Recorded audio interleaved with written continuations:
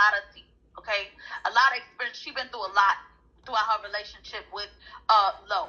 Lo was going back and forth with Brionne, telling Brionne one thing, going back and forth to Caramel, telling Caramel one thing. And Caramel, at one point, got involved with Brionne as well, in some way, shape, form, or fashion. So we're going to get into that. Okay, so hold on. So Brionne is in this room, correct? Is Brionne in here still? I think so. Oh, he's not? Because if she's going to bring him up, maybe you should ask him would he come up if she's going to bring his name up. Lo, you kicked me out your room. Why you... Enjoy your interview. Okay. So look, we're gonna do this. Okay. But what I'm saying is it comfortable, Caramel, if you're gonna bring these people up and speak to them, or it's okay if they wanted to come on the panel, if they wanted to come on the panel to address you, would it be okay? That's my question. It would be okay. Okay, so at some point. Okay, that's all we need to know. Go ahead.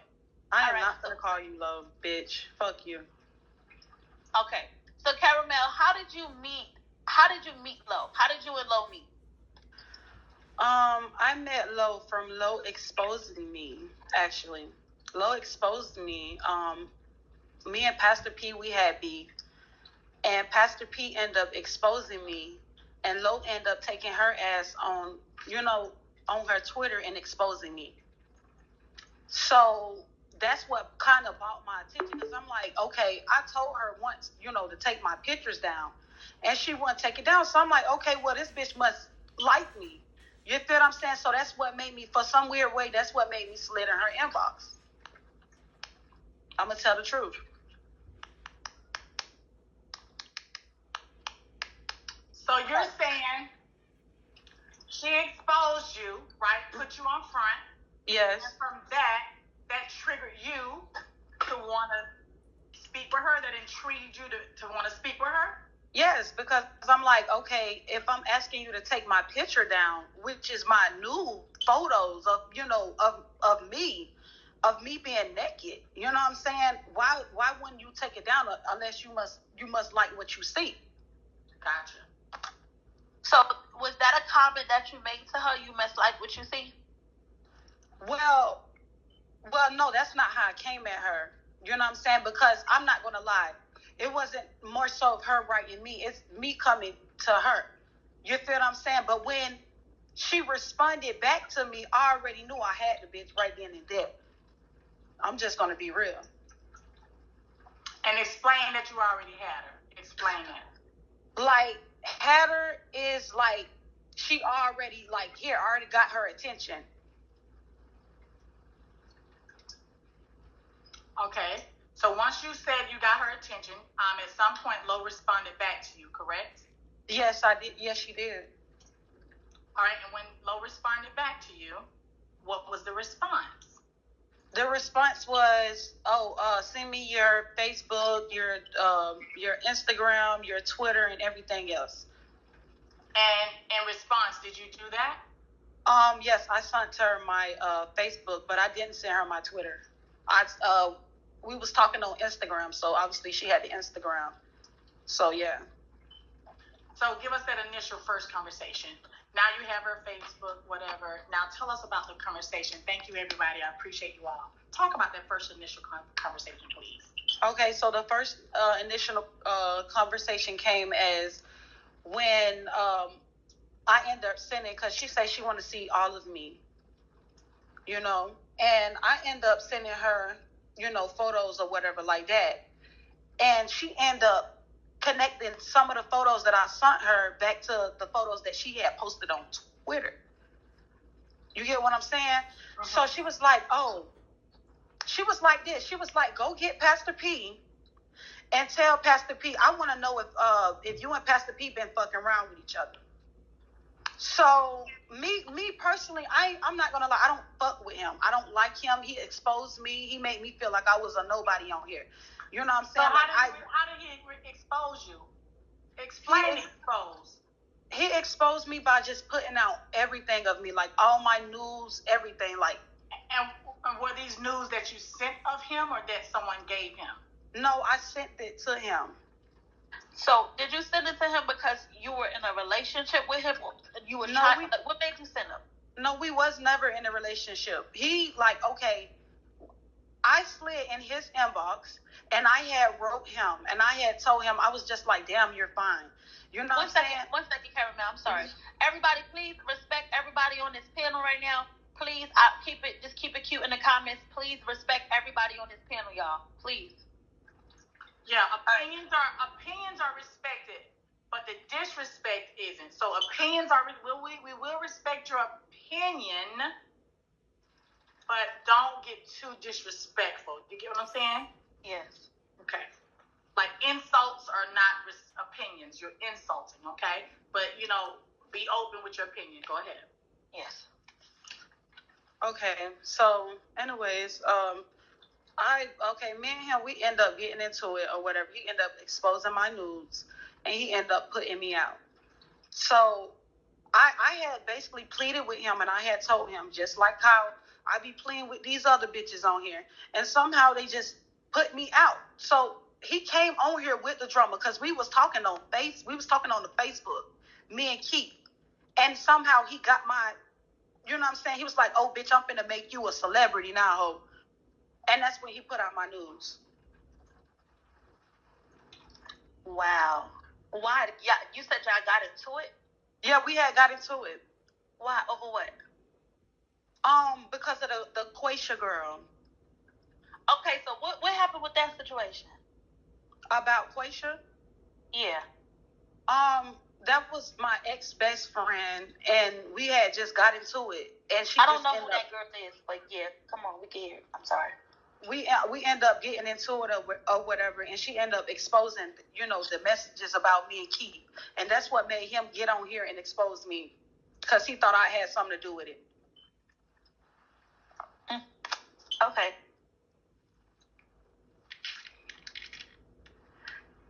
Okay, so yeah. Okay, so back to Lo. Mm-hmm. So basically, you're talking to Lo now on Facebook, right, and Instagram, correct? Mm-hmm. Now, do you have any receipts to back it up, or are you just going to tell us initially what happened with the conversation? No, I sent the messages, the messages on the Instagram. Okay, perfect. So when did this alleged relationship start to bloom? Well, I started feeling like it was a relationship because I had asked her. Okay, so let's be clear. You just made a comment. You started feeling like it was a relationship, correct? Yes. Right, so I just wanted that to be out. Okay, go ahead. And I had asked her, basically like, okay, what you want to do? You feel me? And then she was just like, she was just like, I don't know, it's on you. What, what I'm saying? What you want to do? And then she was just telling me about like, oh, I told you about the Keith situation. She wanted me to get out there. Me and Pastor P never messed with each other because somehow she think we fucked. I don't know. Okay, so she thought that you and Pastor P had some relations, but when did you guys start an intimate relationship? An intimate relationship was probably like, I give it like last month. Yes, around last month. So this is brand new. Yes, it's brand new. Okay. So hold on. All right, hold on. Hello. Okay, last month. So so give me some timelines. When did you first encounter Lo then? When did she first speak to you on the internet? She first spoke to me on the internet, I think when she tried to interview me, because I was on Ashley panel, and she tried to interview me on there. That's the first encounter we had together. What month was that? This was, I don't know, probably like, I think a couple months ago, because me and Quaisha, we had it out for a while, and she was trying to interview me about that. So what's a couple of months, my love? Probably like 4 months ago. It was a while back, so 4 months ago. So March? Yeah, I think March, in March. Okay, so in March, Lo was with Brionne, correct? Right. Okay, so you're saying that you and Lo started dating? Yes, we was talking. And where was Lo's location at the time when you guys were talking? Her location, I think she be with all type of niggas. And as you can see, if you read the messages, you'll be able to see what I'm talking about. Yeah. Where was Lo's location when y'all was talking? Her location, I think it was in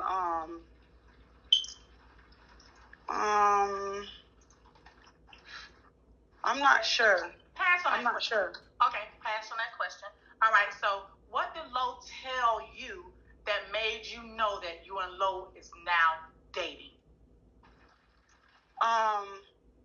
Basically like that she want to be with me, that she want to fuck with me, okay. That she'll fuck with me. Like she was playing mind games with me.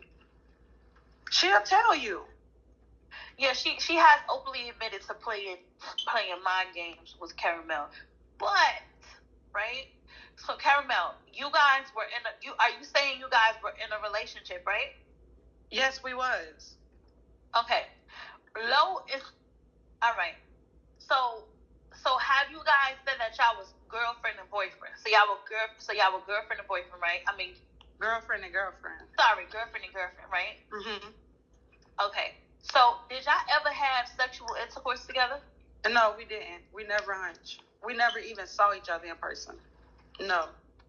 Okay, so y'all never met in person. No, never. Okay, so what made you feel like Empress just said, what made you feel like y'all were in a relationship? Because the way how she talked to me, the way how she made me feel, the way she told me she loved me and everything, like, I mean, wouldn't that make a person, you know what I'm saying, you feel like you with somebody? Yes, you feel what I'm saying? It's possible. I do feel that virtual relationships do exist. I do feel that. Okay, I do feel that. Absolutely. All right. So I have another question. Did you guys ever do like video sex or anything like that? Or? No, we never did like video sex, but she saw me on video like with my titties out. That's it. So did you guys? Okay, so you guys are on phone video and you show her your breast? No, we was on Instagram video. Okay, and you showed her your breast. Mhm. All right. So you guys are doing this back in March? Yes, and Lo said I'm a trick. I don't care. I was tricking to give her money. So what is she talking about? Yeah, we're going to get to that. All right, so back in March, that's when you guys were, because see, we're just trying to get the timeline straight. If you're saying a month ago y'all started dating, but you guys are already doing breasts on FaceTime back in March, we're trying to get the timeline right. Right. Well, it happened in March, so I mean that's the timeline, March to up here. Like I found out that, that she put me out and everything like that. I mean that's when everything started to unfold, like everything that was in secret. So everything that you showed her, she exposed it. She put it out. Yes, she put out my real name is on here. Gotcha. Did she put out your address too? I don't know, but hell, you can go look it up. She put out my whole jail picture, I don't even know how she got my last name. I never gave this bitch my last name. Okay, so let's ask you this. So can you provide the audience, for myself, Empress Paris, and the audience, could you tell us some examples of what made you get into specific details of what made you think that what made you think that you and Lo were in a relationship? Provide us with examples so we can feel you a little bit more, okay? Specific examples, right? I love you. I love you. I'm telling her you better not be fucking with nobody. On your broadcast, the bitch telling me no, I'm not, and then I'm asking her, bitches, do you promise? She saying no, I promise, babe. And then like I'm basically like me just coming to her and just it's kind of like I was trying to build a person up that was never mine. You know what I'm saying? Like I don't know. It's just like different shit. Like. Bro, I don't even know how to understand it. Like even the motherfucking say it. Like just basically calling each other bae, I love you. Just you know what I'm saying, all type of shit. Don't know motherfucking friends tell no motherfucking body that they love them, or you know what I'm saying, not even calling a bitch bae, period. You feel what I'm saying? She telling me how she want me to ride up on her face and all type of shit. How she wanted me to fuck her man and her. Like, come on. Does that sound like a friend to you? Okay, so I have a question. And where was Brionne doing all of this? I don't know what Brionne was. I didn't even really too much even. I knew about Brionne, and you can ask Lo. Like, you can ask Lo. Even when me and Brionne had got, cool or whatever, Lo was like, bitch, you never liked Brionne. So I don't know why the fuck you know what I'm saying, you decided to hang around Brionne. But I knew a little bit about Brionne, but I didn't know too much of Brionne like that. You know what I'm saying? I knew that Lo beat his motherfucking ass and shit. That's how much I knew. But I really didn't know. So you didn't know that Brionne was around then? Yes, I did. And you were building a relationship with Lo, even though Lo's partner was around? Yes. Okay. So when did you meet Brionne? I met Brionne in person. I met Brionne probably 3 weeks ago. Probably 2-3 weeks ago. 2 weeks. And why did you want to meet Brionne? Because Brionne wrote me and was basically like, he wanted, you know what I'm saying, let's meet up, no funny shit. And I'm not gonna lie, I did have like a little, this might sound twisted, a little crush on Brionne. I'm not gonna lie, I'm not gonna sit here in front from y'all, but I did have a little crush on Brionne. So that's the only reason why I tried to meet Brionne. Okay, let me clear it up for everybody, right? Because I know that they're saying that they are confused. Okay, so let me clear up the confusion. I was able to speak to Brionne. Brionne explained the reason why about Caramel. I was able to hear his side talk about Caramel, right? So Caramel was basically, so he said the reason why he met up with Caramel was to get back at Lo, was to make Lo mad. And so that's why he met up with Caramel. So that's it. It was just a way to get back at Lo. Yeah. So, Caramel, I have a question. You met Brionne 3 weeks ago, but how long have you been liking Brionne?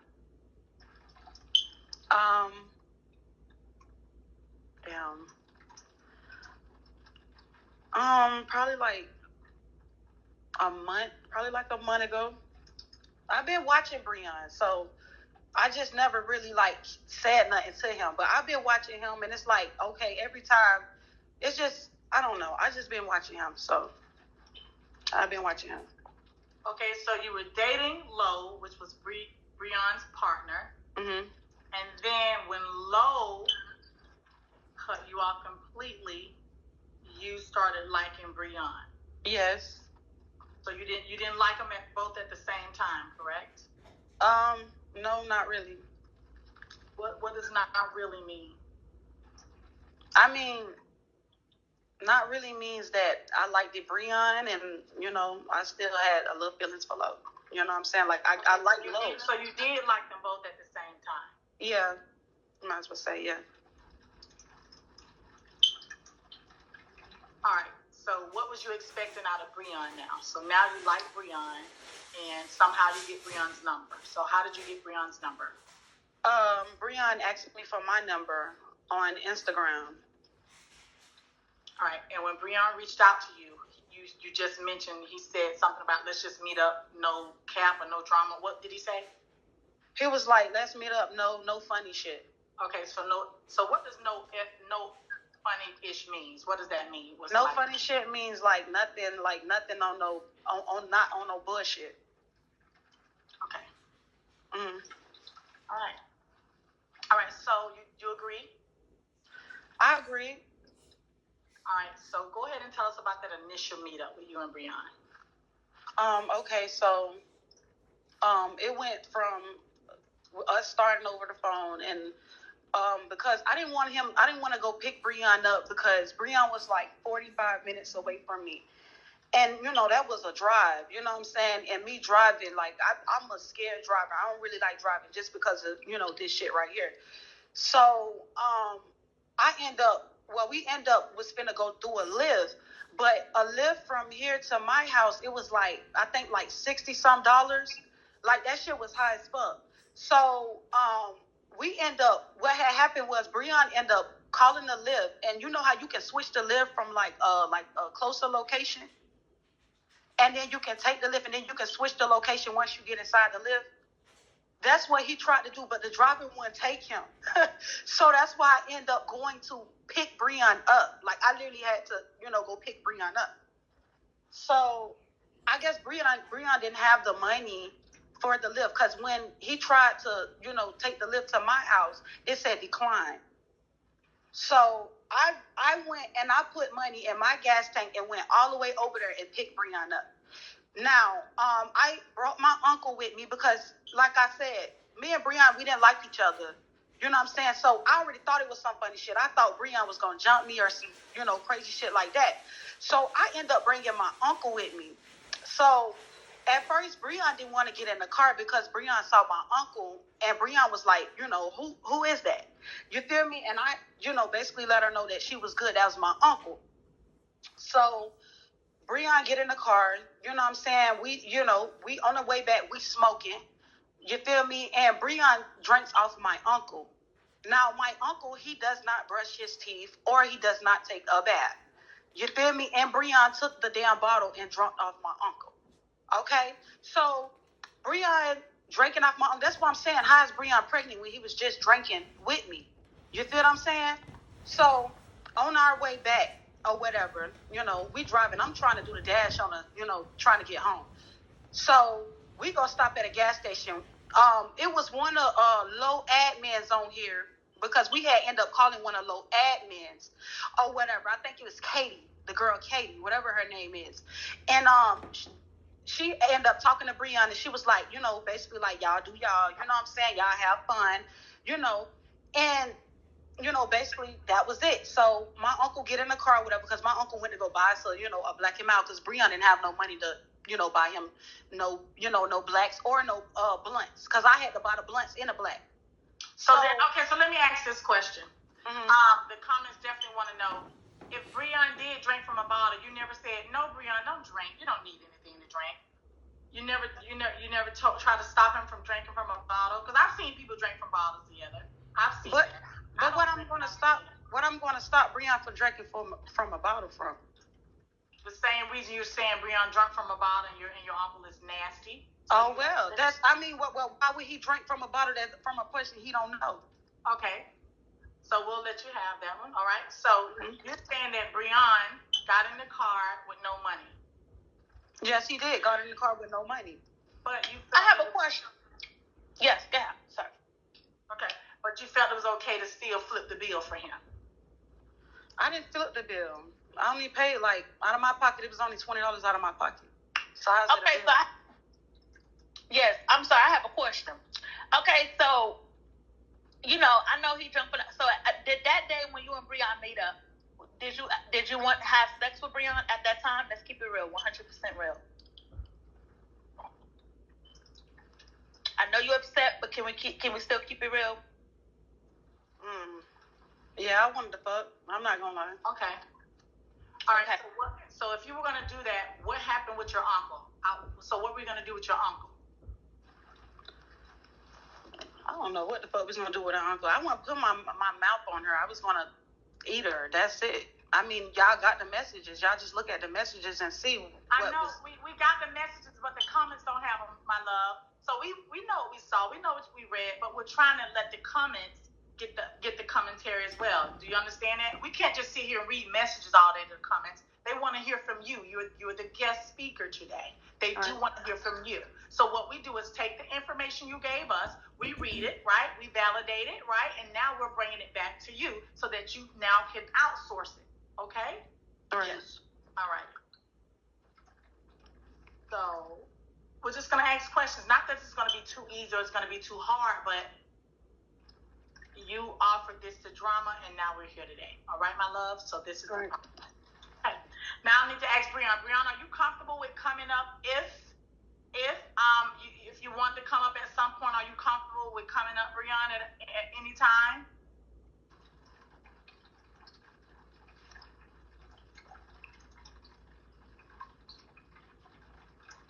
I think Brionne is here.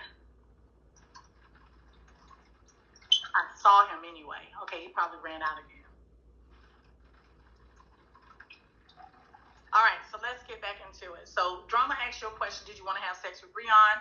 I followed that question up with, what were you going to do with your uncle? And then you responded, you wanted to do it with Brionne, you wanted to eat him up, right? Yes. Okay. That's correct. Did you tell Brionne that? Yes. And what did Brionne respond? He agreed. He said, for sure. Okay. All right, so at what point, so now you're trying to make a move, you're trying to get it right, what we're trying to do at this point? Well, I was trying to make a move, but like I said, we was sitting out the door. When we came in, we chilled at my house. I stayed with my mom. So we was out the door the whole time. So we couldn't do anything. I mean, what could we do if we was sitting out the door on the front porch? Okay, so Brionne said yes, he'll come up. Is Brionne in the drawing box at all, Drama? Not right now. Okay, whenever you're ready, Brionne. All right, so you're sitting on the porch. Whose porch are you sitting on? My mom's. So you took Brionne back to your house? Yes. So you drove 45 minutes to get Brionne, and then you took 45 minutes back to your mom's house? Yes. Okay. All right, and at this point, who paid for all the gas? I did. Okay. So now you're out of more than $20 because it was $20 at the store, right? Mm-hmm. And now you're out of more than $20 because it's 45 minutes, 45 minutes, 45 minutes, 45 minutes, correct? Right. Well, yeah. Basically. All right. Uh-huh. All right. So you're at your mom's house. You guys are sitting on the porch. What's the conversation like? Basically, the conversation was on Lo. Like how Lo did us and, like how we shouldn't trust her. And he was just basically like convincing me off of her. You know what I'm saying? Like, oh, you don't need her and all type of shit. That's why I asked him what was his whole motive behind all this. Okay, so what was he saying? Can you go into a little bit more details as to what were you saying when y'all met up and what was he saying about Lo? Can y'all explain that situation? Sure. Okay. What I was saying is like, how Lo be using me and stuff like that, and how she don't care for me, and like I was basically showing Brionne like all the messages like of me and Lo and stuff like that. You feel me? And Brionne was just like, that's just how Lo is. He was just talking about how he been with her in real life and how he used to mess with her and stuff like that, and how I shouldn't trust her. It was a lot. We spoke on a lot, and then somehow we just got in a conversation about us fucking. All right. Go ahead, Drama. Okay, so, all right.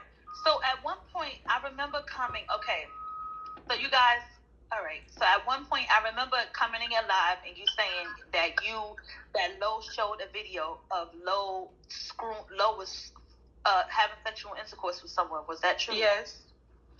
All right. Who was Lo having sexual intercourse with? Some man. Some man she had just met. Like, how long ago she had just met him? Like, the same day? The same day. It's her tricks. So when you say tricks, mean like she prostitute herself? Like she prostitute. Okay. All right. And you were and she put you on live and let you watch her do it. And let me watch. Okay. So now when you and Brionne were together, okay, what prevented y'all from doing anything, from having sexual intercourse? Like we were sitting out the door. Oh, y'all was sitting out the door, okay. Mm-hmm. Did you let Brionne know that you wanted to do something with him? Yeah, I let him know twice. It was twice.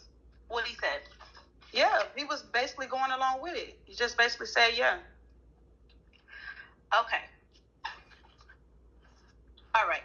So after you and Brionne communicate, y'all stop. Y'all go y'all separate ways. Y'all wound up not going.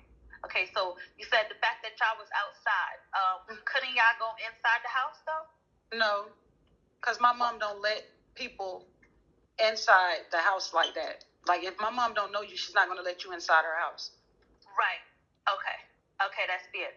Okay, so now, after you and Brionne go y'all separate ways, what happens next? after that, damn, it just blew up. I don't even know. I think I started. Because when after me and Brionne had met, me and Lo was beefing. So that of course that's why we met. You know what I'm saying? And then after that, I end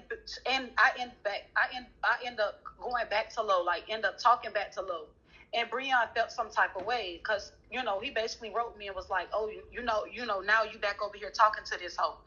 You feel what I'm saying? Like, you fucking with this hoe now? You know what I'm saying? And I told Brionne, I'm like, oh, didn't I just see you on her panel? You feel what I'm saying? Like, he doing the same shit I'm doing. You feel me? Like, it's like it's like Brionne in a competition with me, and I don't understand why. I mean, if you feel like she's so secure or whatever like that, why you in a competition with me? Because that's all I feel. I started back fucking with Lo, not Brionne want to start back fucking with Lo. Don't y'all find that kind of crazy?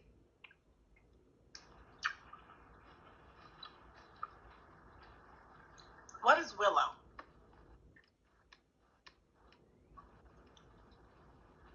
What did you start, Willow? Huh? You said you started Willow, then Brionne wanted to start Willow? No, I had started dating. I had started talking back to Lo because when me and Brionne, we had met up, I was, me and Lo, we was not in a good space. That's when I first started going live. And that's when okay. Yeah. And so you're saying that just because you want to start back talking with Lo, Brionne wants to start back? Yes. So with them starting back talking today, people are saying may feel, they're not saying, but they may feel just because Brionne is pregnant and talking back to Lo today, you want to do this interview now. Is that fair to say? I understand what you're saying, but I didn't even come to Drama. I didn't even ask Drama for no interview. No, I didn't do that. No, it's not true. I came to her and asked her, is she ready now? Because I know before that Lo threatened her. So Lo threatened her the first time and didn't want her to tell her side of the story. For some reason, whatever Caramel had to say, Lo didn't want it to come out. And so she threatened her and made her not do the interview. So I saw that she was ready because she was live telling her truth. And so I'm like, okay, are you ready to wake it up now? And she's like, yeah. I'm like, okay, let's do it. So I did come to her. Yeah. Okay, so Caramel, but it's fair to say though, you had a video relationship with Lo. Brionne did have a physical relationship with Lo. So those are two different relationships. That's fair. That's fair to say. And do you really feel that Brionne got back with Lo because of you? Like, because, I just felt like he got back with Lo out of spite. Because me and Brionne, we fell out then. Now he want to get back with Lo. Like, that does not make sense to me. It just really does not make sense to me. Why did you guys fall out? Because I was talking back with Lo. I'm telling you, that's the reason why we fell out. We fell out because he saw me in Lo comments. When me and Lo fell out, Lo took my admin and everything. Okay, now all of a sudden, he be in Lo live. Don't let Brionne lie to y'all. He be on Lo live every day. And I promise to God, he sat there and he watched me in Lo comments. You know what I'm saying? And then he had texted my phone and he had hit me up and he had told me, oh, I see you back with the bitch now, huh? Then he was like, don't fuck with me. Don't say nothing to me. Don't mention my name, ho. Don't come around me. That's why Brionne went out and started exposing our text messages and shit like that. Brionne was mad at me. That's why I went out live about Brionne. You feel me? Don't expose nothing, and you're not going to expose all the messages. That's all I'm saying. So this is my question, then, Caramel. How do you think Brionne felt when you met Lo and you was trying to date Lo while Brionne was dating Lo? How do I feel? How do you think Brionne felt? I think Brionne. I'm not gonna lie. I think Brionne felt hurt. I'm not gonna lie. Like, because Brionne was dating Lo. Like, Brionne and Lo were together before you ever met Lo. Right. So if you're saying that the reason why he's getting back with Lo is because of you don't think that's far-fetched, or do you really in your heart feel that he's getting back with Lo because of you? I don't know. It's just, I don't know. I don't know what to think. I mean, can you tell me what you think? You feel what I'm saying? Like, I'm trying to hear. Do you want my opinion? Yes, I do. All right. I do. I think that, how old are you? I'm 27. Okay. I was a young woman before. All right. I think at the tender age of 27 right now, you're looking for something, and I'm not sure what it is. You met Lo because Lo exposed some information about you, right? After someone exposed you, correct? Mm-hmm. So you met this person that was being malice of you. At some point, you fell in love with someone that was trying to hurt you, hurt you, hurt your character. You fell in love with this person. Somehow you found this person that was trying to take you down, intriguing.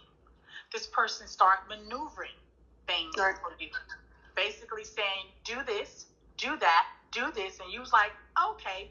Although you exposed my background and my full name and no telling us what you exposed, I'm going to go ahead and bow down to you and do everything you asked me to do. Why? Because I think I'm falling in love. Okay?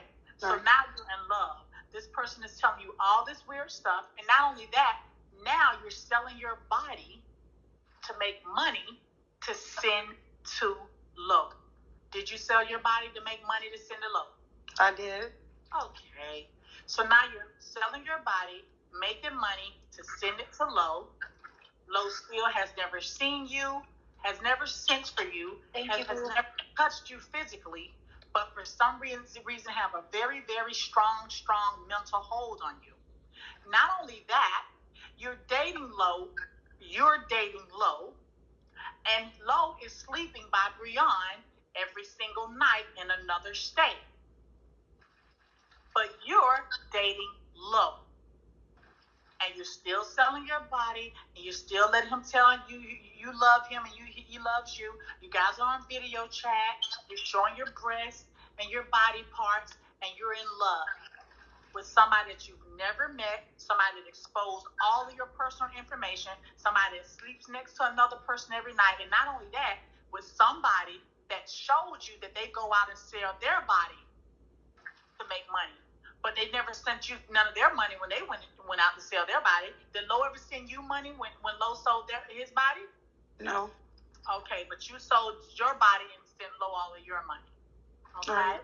All right. So now, when Lo has exhausted you and has been tired of you, you then start working on Lo's partner, which is Brionne. That's the closest thing to Lo. You started falling in love with Brionne, which was Lo's partner. And not only that, you entrusted Brionne that I got you, I got your back, I want to eat your cat, and you good. You don't got no money, you good. Okay? Right. And then not only that, when Brionne didn't really give in to you, you went back to Lo. All right.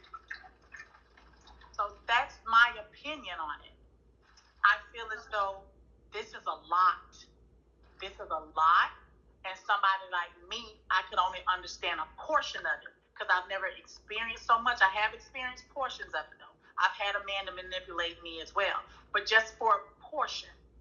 But your body is your temple, my love. You don't sell that for nobody but you. Okay? All right. And When you sold, okay, go ahead, Drama. Go ahead. When you sold your body for Lo, because I listened to. Describe how you felt after you did it. Well, it was with somebody I didn't know, so I don't know how I felt. Like, I know I felt like I was, I mean, how would you feel? You feel disgusted. I don't know this person and I mess with him. So right. So I heard you say that you didn't want to do it. That was yeah. I didn't want to do it. So my question is, how did she find this person? Who told you to do it, and how did they instruct you on how to do it?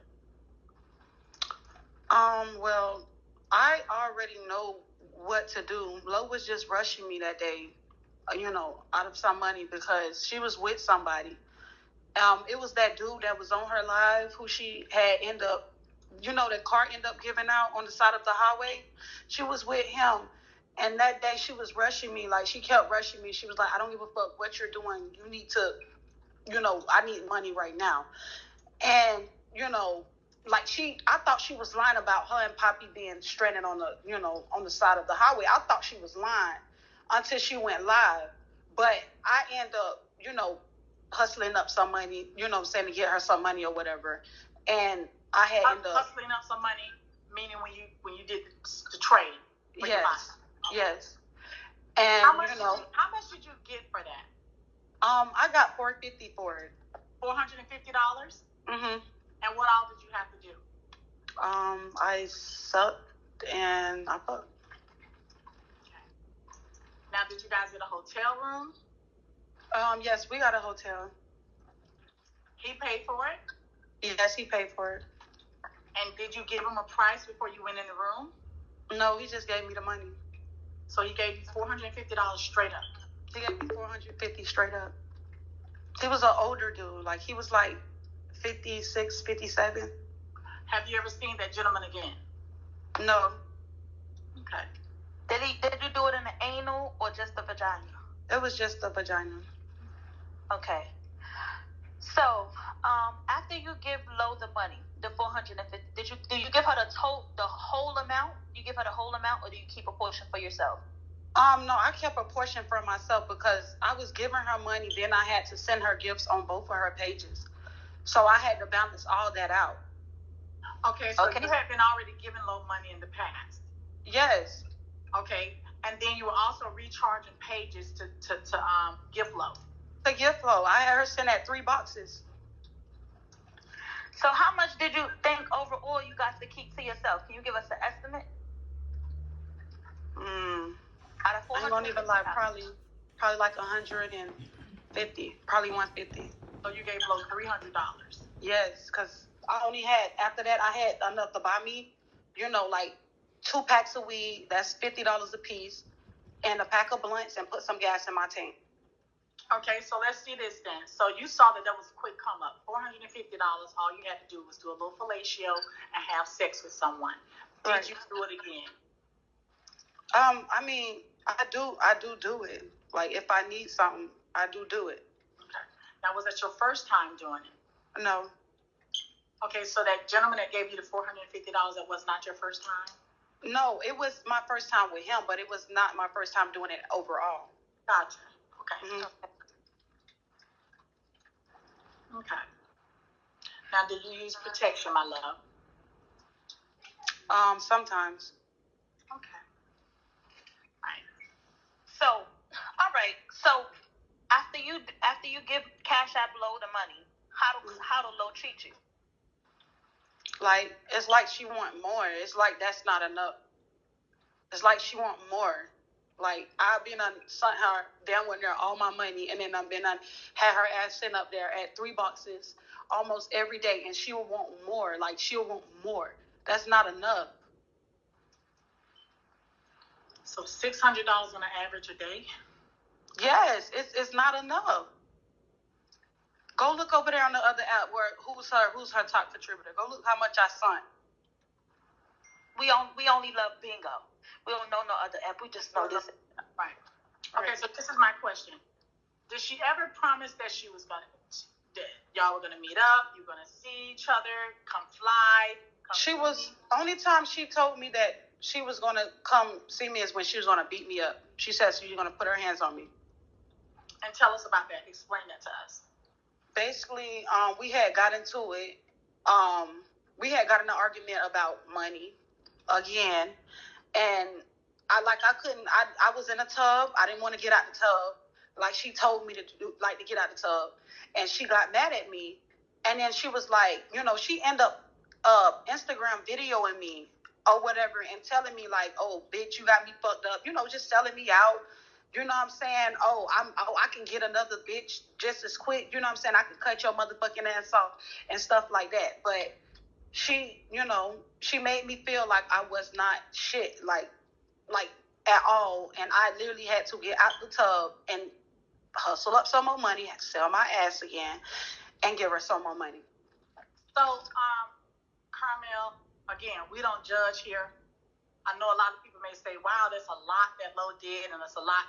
But at some point, when were you going to say enough is enough? Like, at some point, You've never met this person. This person is sleeping next to Brionne every night. This person is in a whole nother state with somebody else. This person has got you out there hoeing to come up with a bag. When are you going to say enough is enough? Right. Like what's like, as a person, what's your mental stability right now? Like, what's going on?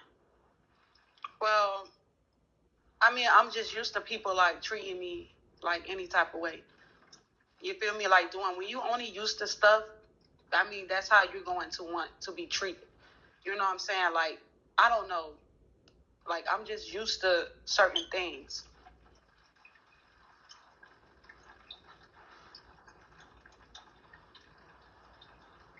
How do you feel about Lo today?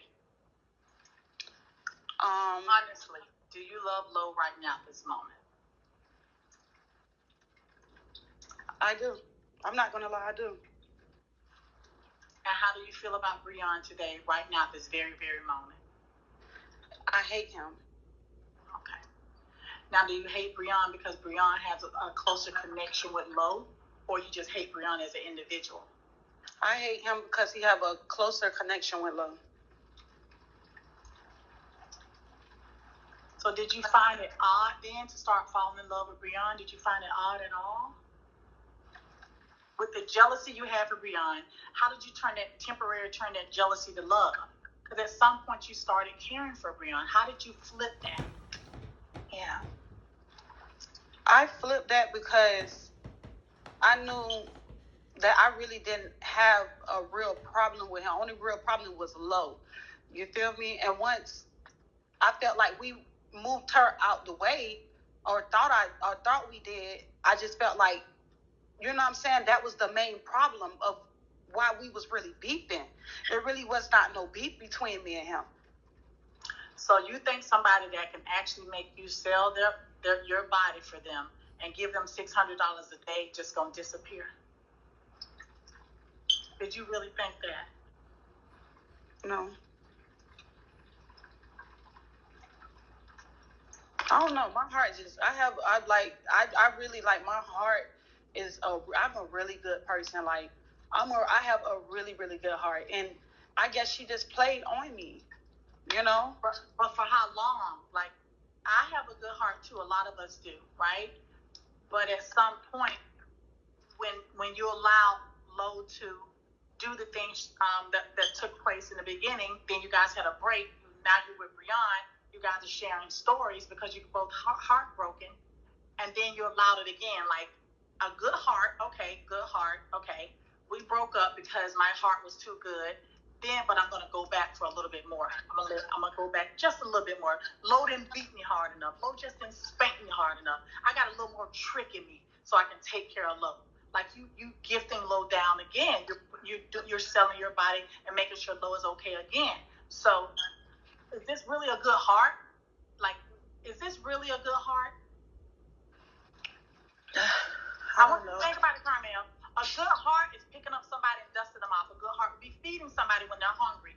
Think about this. You're saying you have a good heart, but you're selling your body for somebody else. How good is your heart?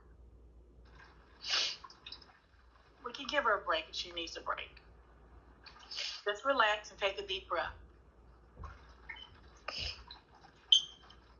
It's okay, Caramel. Yeah, Caramel, okay. Nobody's here. I just want to let you know, nobody's here judging you.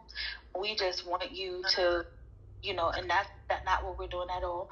We just want you to, we want to uplift you, and we want you to see exactly what's going on and what can be changed, and what you can see where you went, where you kind of went wrong at, and where you can do better in that area.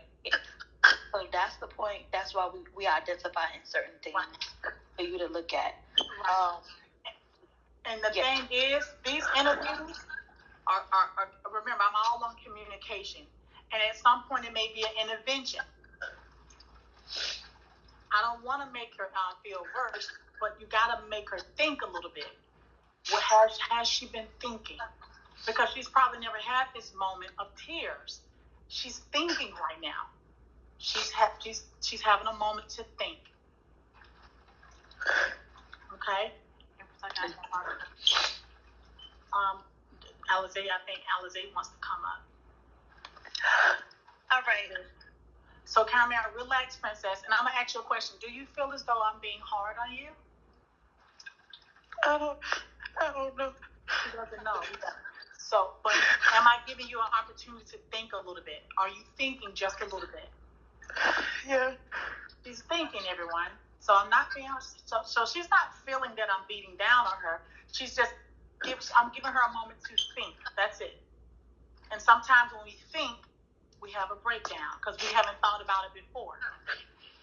We're going to give you a break, okay, Caramel? We'll give her a break. We'll give her a break. I'm going to mute your box for 1 second. We understand you. I'm going to mute you for 1 second so you can have a moment. And just let me know when you're ready. I'm so sorry. All right. So sometimes this is what happens when we get to the truth. These are real live interviews, real situations that is going on, okay? I know a lot of you listening, some of you may be able to relate to some points that she said. I don't know whether you've been able to fall in love with somebody, and then whether it's over the phone or in person, whether some people are still in the business of selling themselves a little bit short, and not even realizing giving more of you to a person than they giving back to you. So with that being said, this is not an Drama. You're doing great, daughter. You fine. You're doing great, Drama. Talk. Okay. So yeah, so that's what we're doing. So, I want Caramel. I actually like Caramel, right? So everyone have been there before. Exactly. So people have been there before, in some way, shape, form, or fashion. You can definitely relate to what she's been through. I like the fact that Caramel is able to express herself and be open and honest. It takes a lot of people to know that, right? A whole lot for you to get up on a platform in front of over 2,000 people and be able to express yourself, knowing that you have people who are going to be judging you, that are watching. You understand? Whether good or bad, whether you did something good or bad, that's brave for you to get up there and tell your story. So she venting and taking a moment. We're not bashing Caramel. Caramel's a sweet girl. We're not bashing her. Miss Mila said it all. Let that pain go. Let that pain go. Absolutely. Everybody, do us a favor, y'all. This is an interview. We are interviewing Caramel, so can y'all please show some love, spread love to the whole panel, you guys. Let's show everybody some love. Let's try to show us some love, you know what I mean? Show Caramel some love, show Empress Paris some love, show myself some love, because this is deep, you guys, okay? This is deep. I'm going to go on mute for a moment. Okay. I know she's going through it. But, a lot of y'all, see, I don't want us to judge too soon, because a lot of us have been through, if you have dated a man and you've gave more to a man than he have given back to you, you can relate to that portion of it. If you have been in a situation where you had to sell yourself for money, then you can relate to that portion. There's different portions we can take from this. When can we call in, Drama? Can I make her feel much better? Okay, so Empress have a hotline that you guys can call in. Empress have a hotline that you guys can call in, and we'll be able to call in and give y'all opinion and talk to her. Let's see if she'll allow us, but she's on mute for a second. Yes, I can relate, but I've been loved by my parents, so I know when I was giving out more. But it's okay, even though, but that's okay. See how we all have different experiences? That's why we're not here to judge, okay? So let me unmute Caramel and see if she's ready. Caramel, you okay? I'm okay. Okay. So, all right. So have Lo, have yourself and Lo been in contact recently? No, not ever since like 3 or 4 days. Okay. You hearing the news that Brionne is pregnant? How does that make you feel? What was your reaction? I don't know what my reaction is. It just made me feel bad.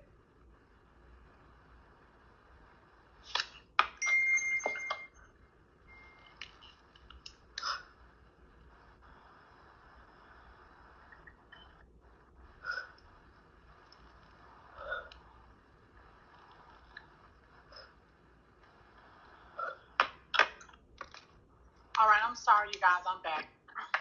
Carmel, you're beautiful and you're brave, okay? But my love, do you mind if I pull the layers back a little bit on your life? Do you mind? Sure. When I pull the layers back, we're gonna back it up. I'm trying to, like, I know that you came here for Lo, but this is a bit more deeper in my point of view. I want to go back because for the decisions that have been made on your behalf in order for you to support somebody else, I feel as though there's something that has sparked you.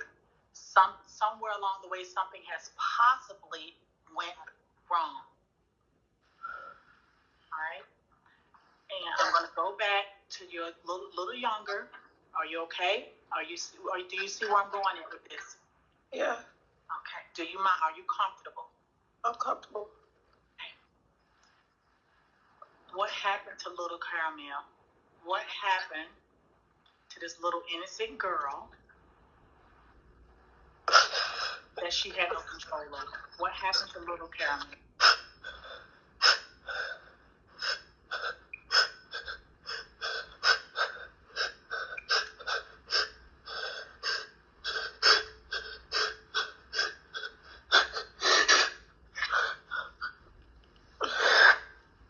Take your time, Mom.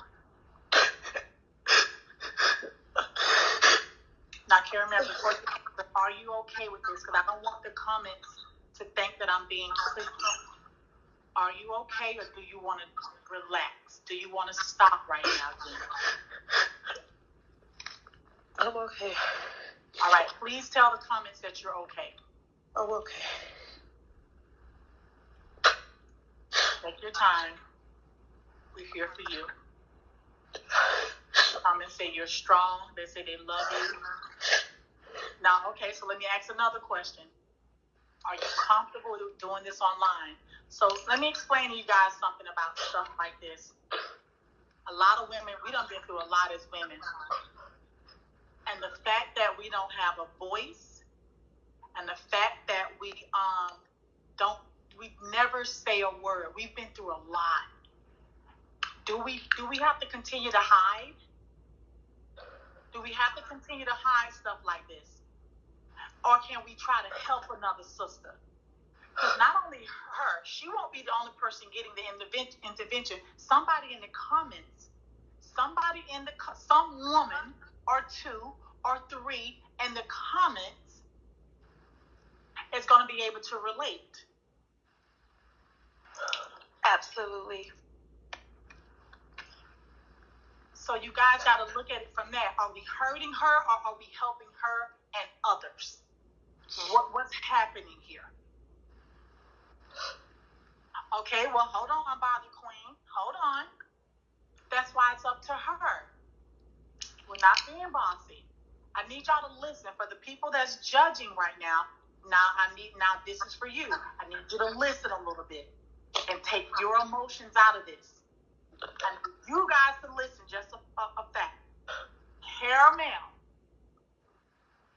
are you comfortable with taking us back to the golden days? Are you okay with taking it back a few years? I'm okay. Do you feel that I'm being bossy? No.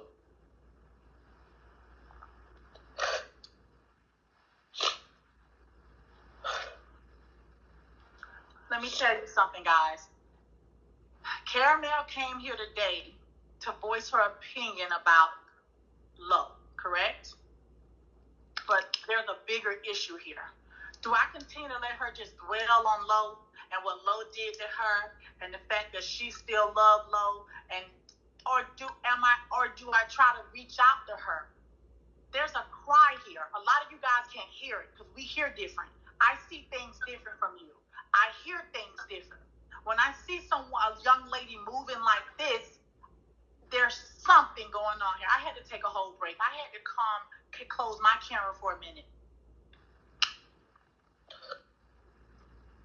So many of us have been traumatized and we won't talk about it. And for that, mental issues can take place.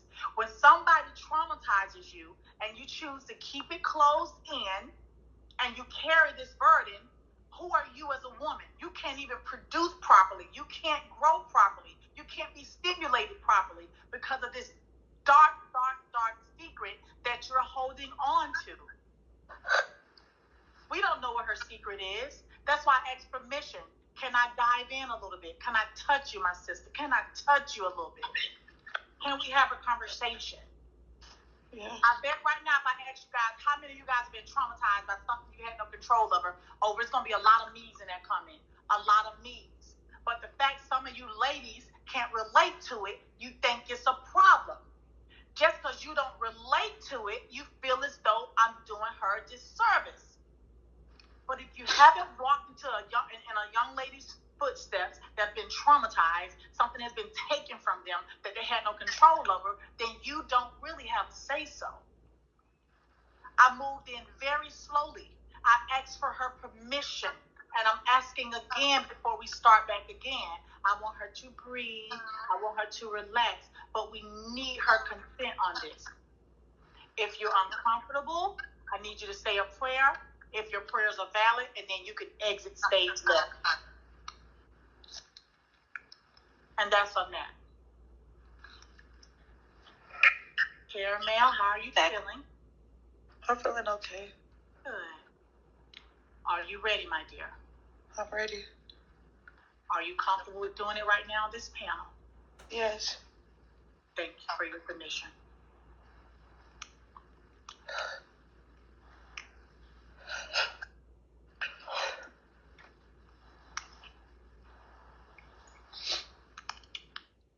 Now, and for the person that told me to go to school, let me tell you something. When you're a real woman that care about people's feelings, ain't no damn degree. A degree don't characterize your heart, okay? At all. Those little textbook learnings that the white man give you, that don't characterize who you are as a real solid woman with a good heart. Very true. That's very true. And if the white man books got you so convoluted, you can stage left as well.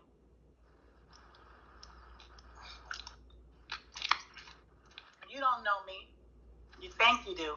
Please don't let these little photos, little background checks determine who I am. You don't know me, boo. Now, Carmel, how are you, my love? I'm good.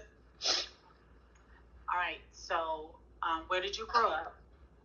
I grew up in Orlando, Florida. Okay. All right. And did you have mother and dad in the house? Yes. Perfect. And did your mother and dad stay together as long as you were a little girl growing all the way up? Yes. Okay. All right. Brothers and sisters? Just 3 other sisters. Okay. 3 other sisters. Where did you place? What number were you? Second to the baby. So you're the knee baby. Yes. I'm a knee baby too. Those are some spoiled, lazy babies. You know that, right? Yes. Okay. All right. So, which sister are you closest to? Neither. All right. So, with all your sisters, all you guys grown up in the same house, nobody was close. No. Why do you think that? Because my mom made it as my mom made it where we was not close. Okay, so growing up in a house, your best friends are supposed to be your sisters and brothers. So that means you didn't have any best friends growing up. No. Okay.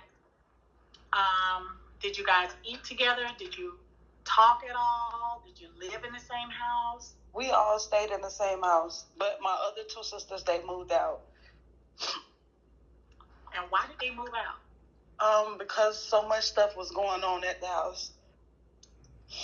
Can you give us an example of some stuff that was going on at the house? Like, we always fight. My sister tried to tase me, going to jail, all type of stuff. Okay. Now, explain to us who Mom was. My mom, she is, I don't even know. She can be nasty. She can be very, very nasty. Every time I come home, she'll lock me out the door. Like, I can just pay her, she'll lock me out the door.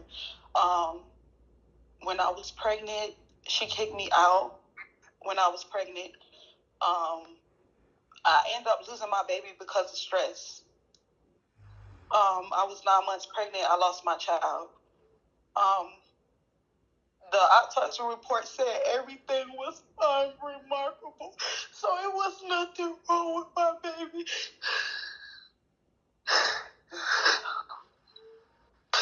There was nothing wrong.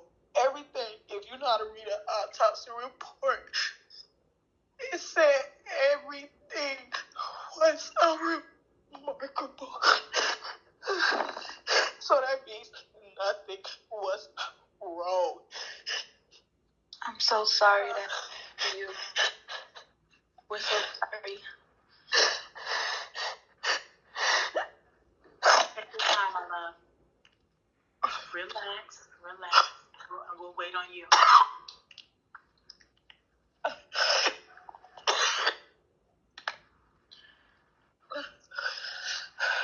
You know it's hard to deal with. So take as much time as you need.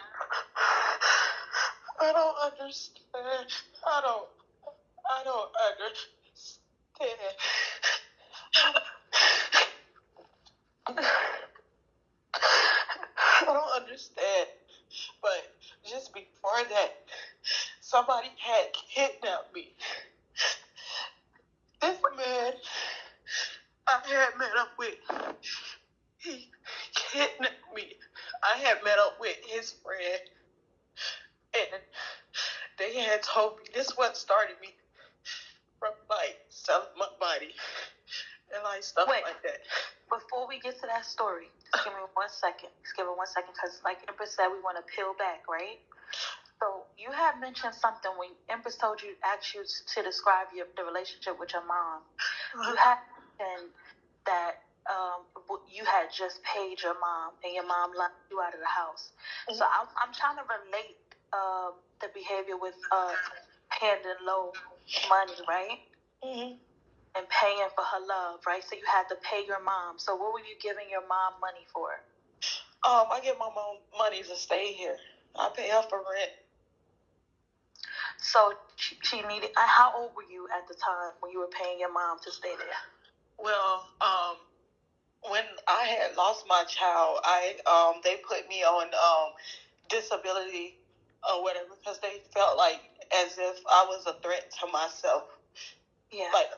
Yeah, so they end up putting me on that. So with that alone, that pays for it alone. And then I make extra money on the side. Okay. Why would you think you were a threat to yourself? I just lost my child. And then before that, I was just dealing with a lot of stuff, me being, raped by 6 and 7 people. It's just a lot in my life, that I have been through. Okay. Now, before we get to the rapes, ladies, we can all learn something here.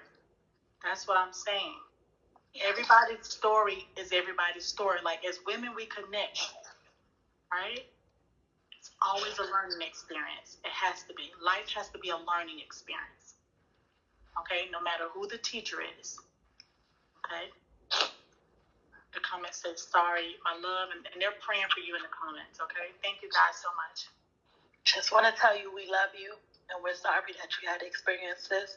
And we love the fact that you're being open. Sometimes when you open up and express yourself and tell your truth, it's a part of the healing. It helps heal you, right?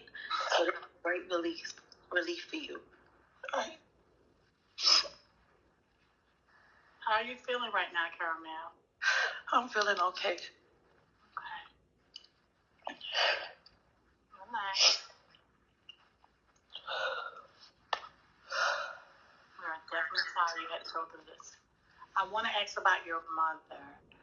Was your mother on any type of drugs or anything like that, or did she do like drinking alcohol or anything like that? No. She was just a normal. She just was tough and strict. Yeah. What's your nationality? I'm African American. Okay. Go ahead, Drama. Was your mom a type of person that valued money a lot? Was she a little money hungry? Yeah. All right. So you had to pay her.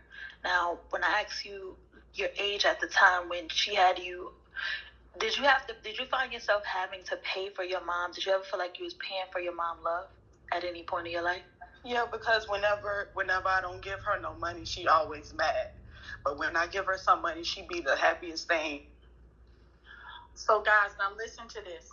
So a lot of stuff stems when we're young. A lot of stuff that we go through today and our characteristics today and the decisions we make today, a lot of it stems from us young. This sounds exactly like what she's doing now with who? Lo. Exactly. When somebody isn't happy that she loves, because she loves her mom, when that person isn't happy, what can I do to make her happy? Right. Although they may be a predator, although mom may cuss her out and slap her down, no matter what, her heart still yearns for her motherly love. That's what she wants. So she pays her. Because that's what she thought.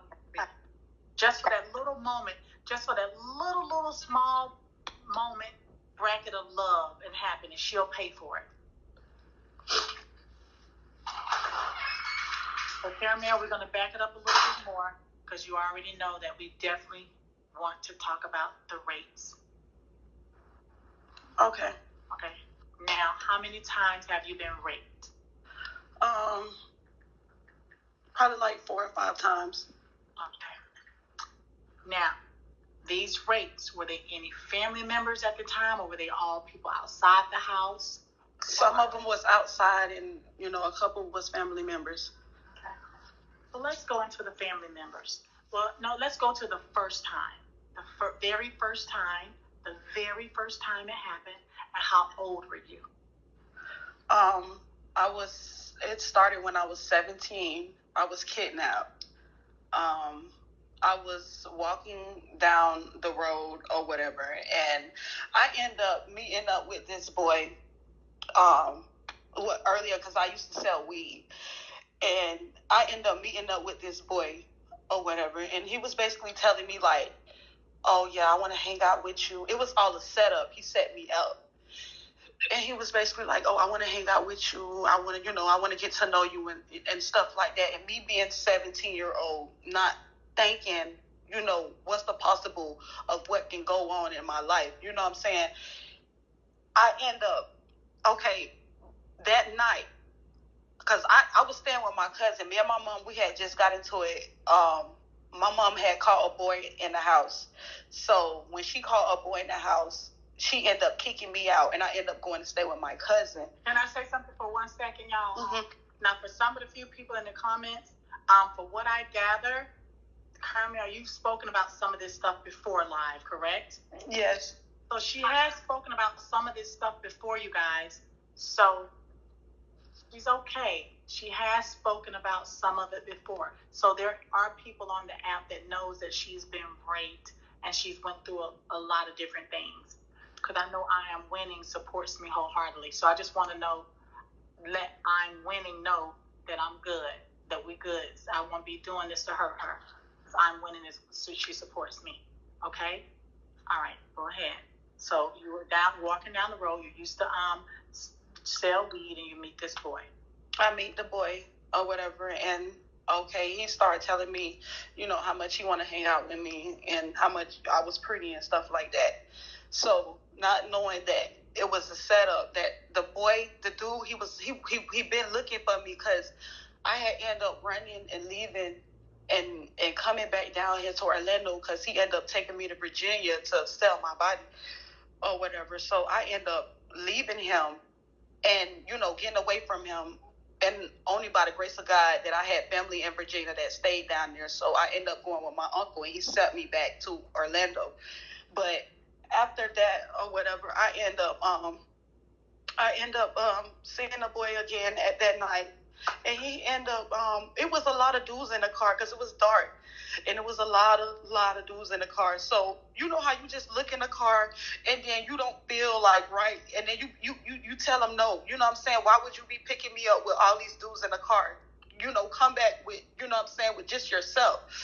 So that he ended up driving back, dropping them all off. And before I got in the car, I looked in the car and I made sure it was nobody in the car. It was nobody in the car. So I end up getting in the car with him, not knowing that I'm driving back to my, the person that abused me and raped me and made me do all these things.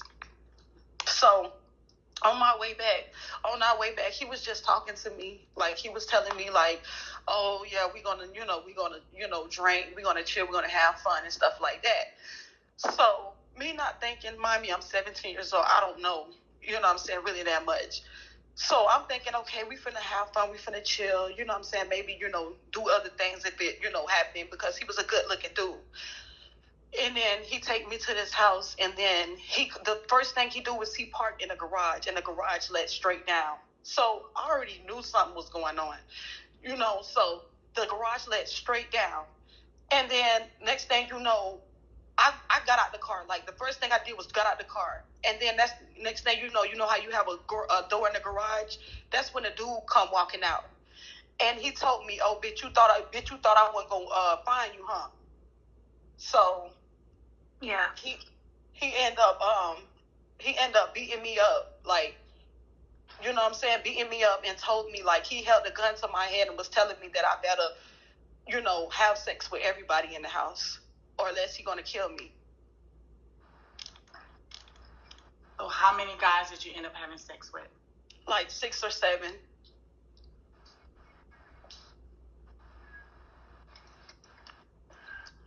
How did that make you feel? It made me feel disgusted, but I couldn't do anything. Like, I was helpless. It was one me and nobody else. What can I do? That's understandable. Okay, so this is my question, my love. So when you first got to Virginia, did you find your uncle before the rape or after the rape? It was after, because he had ended up beating me up. It was me and this other girl, and he had both of us, and I guess, she was making money, right alongside with me. And it came along when he had ended up beating me in the room, because he had told me to open the door, to get up and open the door for him. And I wouldn't get up and open the door. So he ended up beating me. Like, he ended up beating the shit out of me. And then I ended up getting away, and I ended up running to the front of the hotel room, the desk. And were the cops called? Yes, the cops was called. Did they get arrested? Anybody? No, he didn't get arrested. I didn't know his first and last name. I didn't know his real first and last name. So did he leave before the cops came? Yeah, he left with the girl. Okay.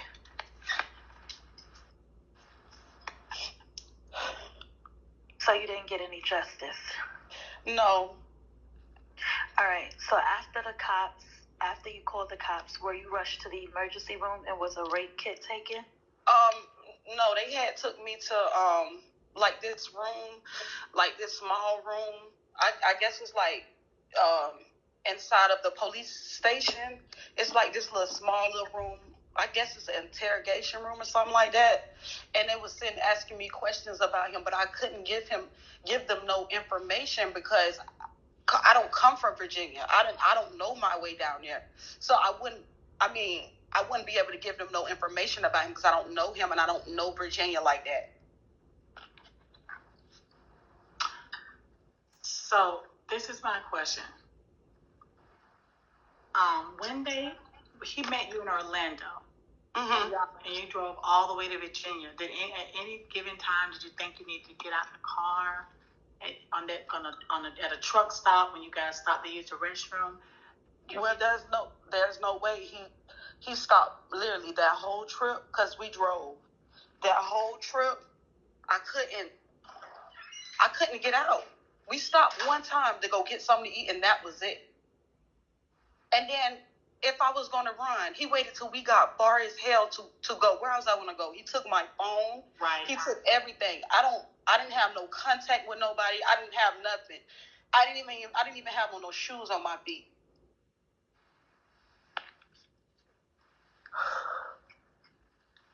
These stories happen every day.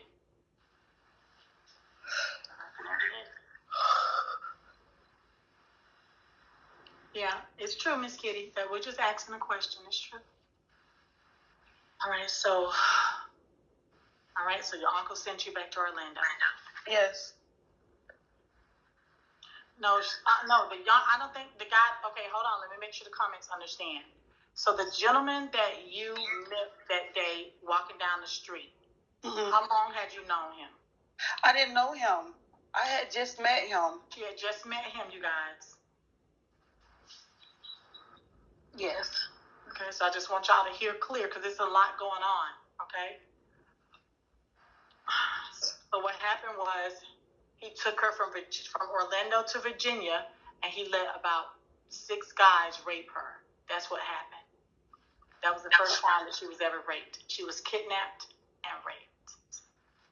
But not only that, she had so much mental abuse as a child because her mom abused her. Her mom abused her mentally. Right. Okay? Everybody in the household was against each other. All of her sisters fought each other. None of them liked each other. All she knew was to try to work and give her mom money so her mother can love her just for a short period of time. So mental abuse was already there. She was being beat up from a child. So her self-worth wasn't as high. Her expectations in life wasn't as high. Yeah. And the only thing she turned to is what? The streets. She's selling weed. She's selling drugs at this point, trying to survive. And then she meets a young man. He kidnaps her, and he drives her to Virginia to be raped.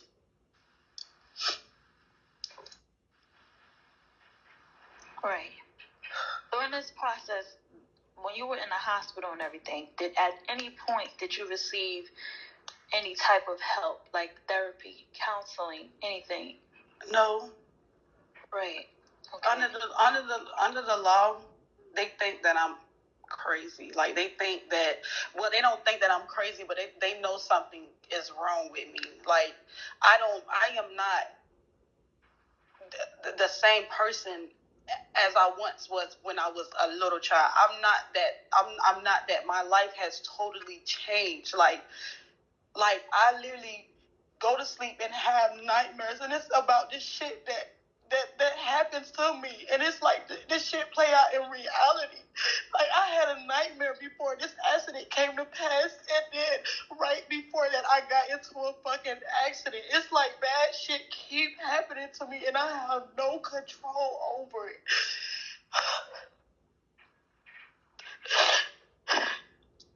Oh, Caramel, my heart goes out to you.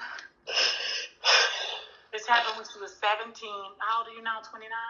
I was 27. She's 27, so this happened 10 years ago. The rape trauma the first time, so she's been raped about 5 times. This is the very first time at 17. So she didn't ask to come here tonight about her past life for the people that just coming in. We just thought it was something more there. It's a little bit more there than us talking about Lo today. Okay? So that's why we're on this. That's why we just flipped it. Talking about Lo now is not important to us. We wanted to talk to her as a young woman to see why she's allowing this stuff to happen to her. So that's why we switch channels. Okay. So the first rape happened, and there was about 6 guys. And you didn't know any of them. You didn't know any of the guys, correct? No, not the 6 guys that I got raped by, no. All right, so remember, guys, she didn't know the guy that kidnapped her, and she didn't know any of the 6 guys. The only person she was able to find was her uncle in Virginia. Once she was able to get away from them and run to the hotel lobby, they left her there, and then she was able to connect with her uncle. Okay. Okay, now, how did your uncle treat you? He treated me real good. He bought me clothes, something to eat, and just made sure I was okay. Like he was real good to me. Okay. All right. Drama, do you have a question or how? Yes. So your uncle treated you good. So what happens next after that? He take me and then I get on the because I took a Greyhound bus back to Virginia all the way back to Orlando. So I had to go. I know one of the ways I had to go back was to Atlanta in order to get back to Orlando. Okay. So you make it back to Orlando. Now, is this your mother's brother or your father's brother? It's my father's brother. Okay. That's good. All right. So you make it back home now. Mm-hmm. All right. So you continue with the, I know you're broken at this point. I know you're broken. I know you probably, nightmares are going to start now, right? Because they've totally violated you. Right. Right. Now, what about high school at this point? Were you still going to high school at this point? Well, I was skipping school. Like, I didn't go to school. Like, I wasn't in school. All right. So now you're back home, and are you living with your mom at this time? Yeah, I'm back with my mom. All right. Did you tell her what happened to you in Virginia? She know because the one of the detectives called her and told her. All right. Now, so she didn't have to file. So when you get home, tell me about this initial conversation with mom. Her beautiful 17-year-old daughter was just kidnapped and raped. Tell me how mom connected with her daughter after that. It was just like she was just saying, "Oh, you should never went down there. How can you let a person force you up in a car?" And it was just like downing. Like she was just downing me. Oh, what about the tears? What about the hugs? No, it wasn't none of that. No sympathy at all. No. Oh my God. So you guys, that's why we have to be we can't be so quick to judge. You don't know where things are stemming from. Think about it. When y'all bashing her, y'all acting just like her mom. Treating her just like her mom did. That's what she's used to. And that's all she's used to. This girl has just been raped by 6 to 7 different men. And she comes home to her mother that doesn't say, "Oh God, my daughter, are you okay? Let me go get her tested. Are you pregnant? How's your body feeling? Let me make you some soup. Lay down. Let me check you." Not that. Why the hell you was going down there? His ass should have got you. He should have took your ass there. That's on you. That's your damn business. That's what she got. That's so harsh. So now you guys see how women change from a beautiful, innocent little girl. Now she's growing up fast. Her mama don't give a damn about her. She's growing up really fast. She's starting to grow up fast. Somebody has just taken her whole innocence. 6 men has just taken. She don't know if they had on condoms. She don't know nothing. And she comes back home to a cold, broken household. Her sisters didn't talk to her. Nobody gave her a hug. Did your dad even console you? Me and my dad, we don't talk like that. So she's out here on her own, y'all. So when young girls are out on their own, we leave. We fend for ourselves. We try to find a way. It's not always the right way, but we will try and find a way. And what is she looking for? She never had motherly love. She never had fatherly love. None of her sisters and brothers, her sisters loved her. So what is she going to be looking for now? The guys that she first met raped her. So what is she looking for? Love on the outside. Love for love. Yep. And she will pay the price. She will pay any price to feel love. This girl is willing to sell her body for somebody just to feel love. And so when y'all have questions saying, why would you do this? You didn't even meet, why would you do this? This explains it all. Love in all the wrong places, that's true.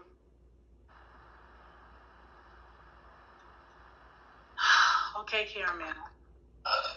So now mom treated you like nothing.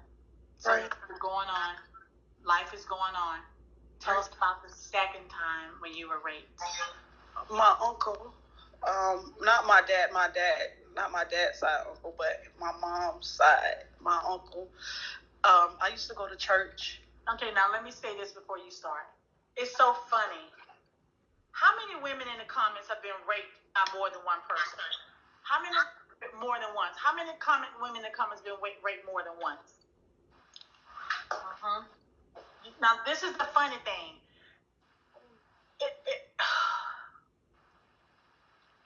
It likes it sticks to you. It's like the spirit. It's like the spirit follows you, and these men can see it. It's like the spirit attaches itself to some women, and they can see it. They can see it. Some women have been raped over and over, and it's like they can. I swear to God, these predators can see this aura over you. Yes, they can. They Absolutely. can see it. When I used to work on cases in school, there was always a pattern. They can see. They pray for them. They can see it. Yep. And you know what it is too about us women? A lot of us that's been victims for the first time, they smell your pheromones. They smell your insecurity. You're giving off this scent of insecurity. It's just your slump, how you walk when you're looking left to right. This discernment, this innocence but cluelessness. They see it. They smell you. They can see you. And so they prey on you. And you don't know it. You don't know that that's the scent you're sending off. But they can see it. They see that you're broken. They see it. And that you're a target. Ain't going to be easy prey. They see it. They target us, y'all. Absolutely, Miss Columbia. All right, my love, Carmel, you got the floor. Go ahead. Second time, your uncle. Go ahead, babe. Okay, so my uncle, he was from Bible study. We used to go to church, and this is the reason why we stopped going. One day I had ran away, because I used to run away too, and I had ran away, and I'm not gonna lie, every time that I used to go to Bible study or whatever, they told me that every time I go out there, it's gonna get worse and worse and worse. So like every time I went out there, it always some shit that happened to me that I had to come back home. Like it's always something, like either me, like, you know what I'm saying, somebody trying to kill me, or, you know what I'm saying, something bad happened to me where I have to find my way back home. So my uncle, my mama was just going to work. This is when my mama was working. Right now my mama is retired. But my mama had went to work because she had came home on her lunch break. So my uncle was asking my mom, was she, how long is she going to be there? So I guess he was waiting until she left, you know what I'm saying, to come see me. So right after she left, like 10 minutes later, he go the doorbell ring. And so when he came, I had on like a dress, but it wasn't like that short. It was short, but it wasn't that short. And, he came in, and like we sat on the couch, and he started, talking to me, and like he started preaching the word of God and stuff like that. And I was receiving everything he was saying. So next thing you know, his hand slid on my hand, and then he was like, he came on a conversation of, do I like older men? So I'm not gonna lie, it popped up in my mind, like, why would he be asking me, you know what I'm saying, do I like older men? You know what I'm saying? So I, go back and I tell him, I'm like, yeah, you know what I'm saying? I'm just agreeing. I'm like, yeah. So next thing you know, he slid my hair over to the side because I had on some weave, and he ended up like kissing me all on my neck, like kissing me all over my neck.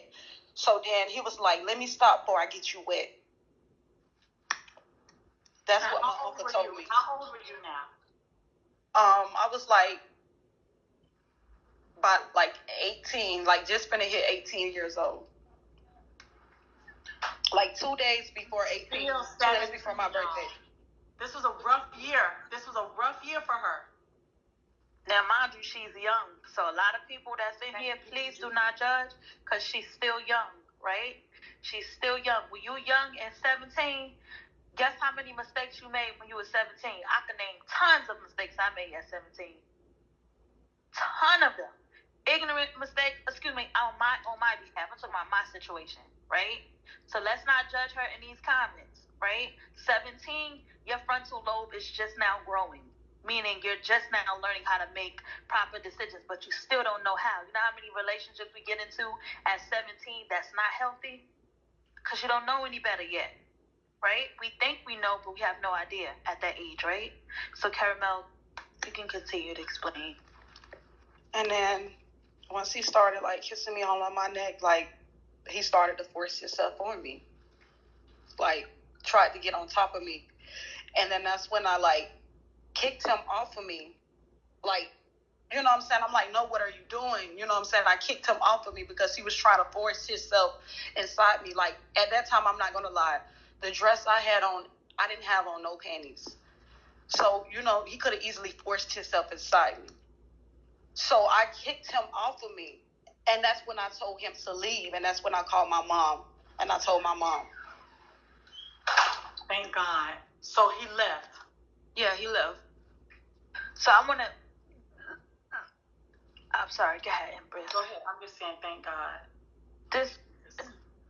The comment right there said, I would have fought him, I would have did this, I would have did that. Y'all don't know until y'all don't understand until y'all are in that situation, right? Can I say something? Ooh, drama. Let me just say. Please. Yes. One of my worstest fears is to be raped. I'm not going to lie. Jesus Christ. Yeah. And I remember this guy liked me. And he told me to come to his job with him. He was a nice dude. He liked me. He was working as a security guard. And so I went to his job. I was sitting out in the car chilling. He was working. So he came back in the car. And he was like, you know, give me a kiss. I'm like, no, I'm chilling. And how strong he wasn't trying to rape me, but he was just trying to kiss me. And I kept saying, stop. He was so strong till he took my hands and pulled my hands down. And I said to myself, oh my God, I could be raped right now. I could be raped right now. He was so strong. He was so strong. I never felt nobody so strong on me like that. Yeah. Oh my God. So you never know what you're going to do. You know, a lot of y'all could say that in the comments, but trust me, you don't know what you can do. I don't hear all types of stories. You don't know what you're going to do. I can tell you right now, sit here and say, I know what I would do and be the strongest person in the world in front of y'all. But until you're in that situation, you don't understand what you would do.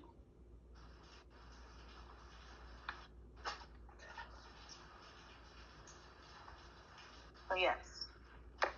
Caramel, you can finish telling us. Okay. And then once I had kicked my uncle out for me, I had went and called my mom, and I had told my mom. And my mom said, well, she knew I wasn't lying because she said the same thing that happened to her a long time ago. He tried to do the same thing to her a long time ago, so she knew I wasn't lying. So that's why she loved Bible study, because she knew I wasn't lying. The same thing that I described that happened to me is the same thing that happened to her, that he tried to do to her. So a cycle of abuse is... Yes.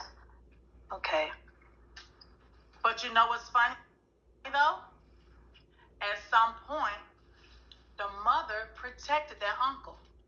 Because why would she send her daughter in the presence of that uncle?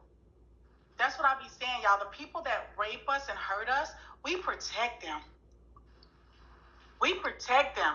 The people that hurt us and rape us, we will keep it. Stockholm Syndrome. We will keep that secret because of embarrassment. Maybe they said they'll kill me, but we won't say a word. And then even when you tell your mother, they're too embarrassed to report it. Why? Because it's family. We can't let that get out. Yeah. Family. We can't let it get out. It's the family, though. But the family just pierced your little girl. The family just inserted themselves in your little girl's innocent body. So he gets protected. She gets an STD. Her body's going to smell different. She's in a mental state, possibly pregnant. And he gets protection from the whole family. Because the family don't want to face the family that's an embarrassment to families. So let's hide this. Let's cover it up. And guess what she gets? Now this little girl is thinking it's okay now for people to touch and rape me. You know why? Nobody's going to do anything. It's okay for them to touch and rape me now. Nobody's going to do anything. So when they touch and rape me again, there's no need for me to go tell mom and dad. Nothing is going to happen. I'm just raped now. That could be true too. That could be the reason why mom is cold on Caramel. Only if did your mother ever express to you that she was raped or almost? She just said she was almost raped. So mom never confronted your uncle, never knocked him across the head with anything, never called the police or anything, right? No, she just left Bible study. She just left Bible study, y'all. She just left Bible study. Her daughter's almost raped by her brother, and she just let this man stay on the pulpit and preach to all these people and probably touch another little girl. That's what happens. When we know these people are out there raping us and raping our sisters and brothers, if we don't report it, you're opening other little girls to danger. We're leaving these predators out there free. But you got to understand, LA is so beautiful. See, LA is so beautiful, you probably had a decent life to where you're not exposed to this. There's a lot of women that know their daughters are raped, even by their boyfriends. LA is so beautiful. There are women that let their boyfriends rape their daughters. They know these men are raping these girls, and they won't say a word. Nothing. Some of them don't survive. You see there, Tipsy is my girl. Tipsy, that's my biggest regret. I was scared to follow through with the process. Can somebody tell LA so beautiful that it's a lot of us that been raped in here and we didn't say anything? Can somebody explain to LA so beautiful that there's a lot of us that's been raped and we haven't said anything?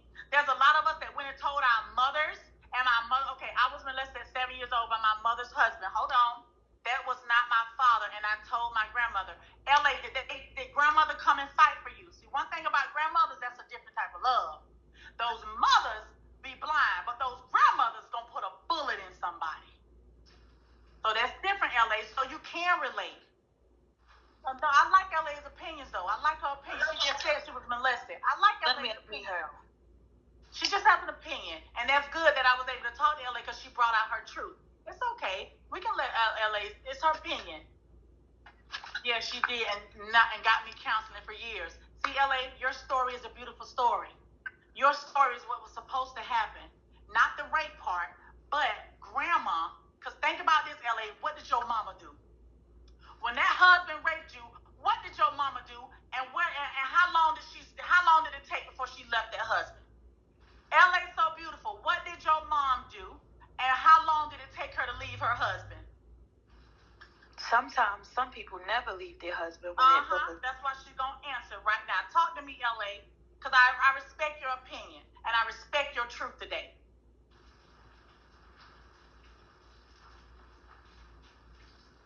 You see, Miss Nila says she's not muted. She can talk. She can talk. She's not muted. Oh my God. She stayed with him, and my grandmother took custody of me and my 3 brothers. There you go, LA. So there you go, my love. I love you for being here today. Thank you so much. That's what I'm saying. Every mother ain't gonna take their daughter's side, babe. Grandma came through for you. Grandma saved you. Yes. Grandma saved you. But the mama didn't have the damn strength to leave a man that had raped her child. Exactly. And for that, it changes your perception of mom. You guys have a rocky relationship because now you can't even go and hug your mama. You can't go to your mama's house. You can't even grow around your mom now because she chose a man that raped you over you. Whew.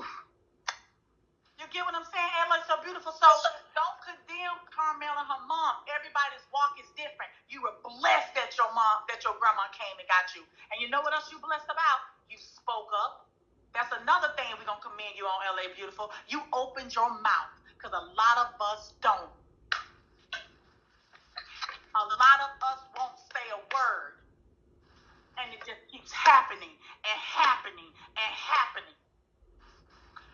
And mama see your underwear. She sees a discoloration in it. She know you smell it down there. And she know what's going on. And guess what? She won't ask a word. She go to bed and lay by that man at night, knowing what this man doing to her daughter. And she's in fear to ask him. You know why? She's desperate for a man and she don't want him to walk out.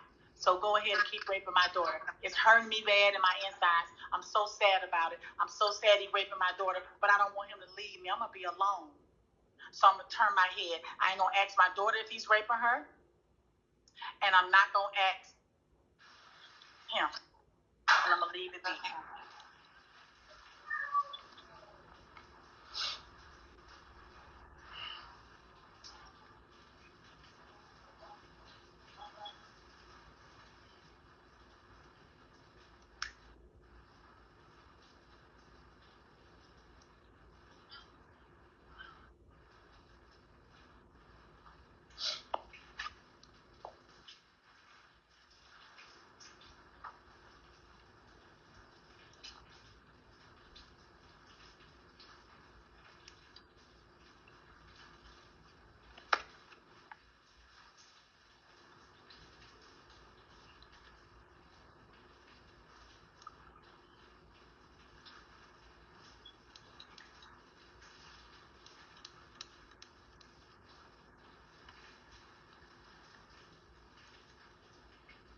How you feeling, Caramel? I'm feeling okay. Good. Drum, you have any questions?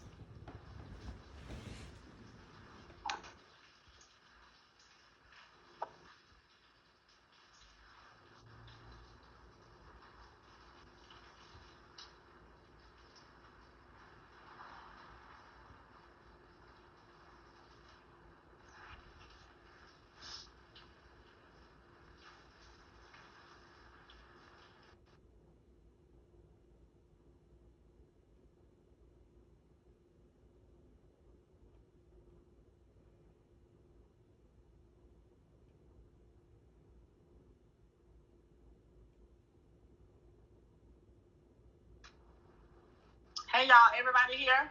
Okay.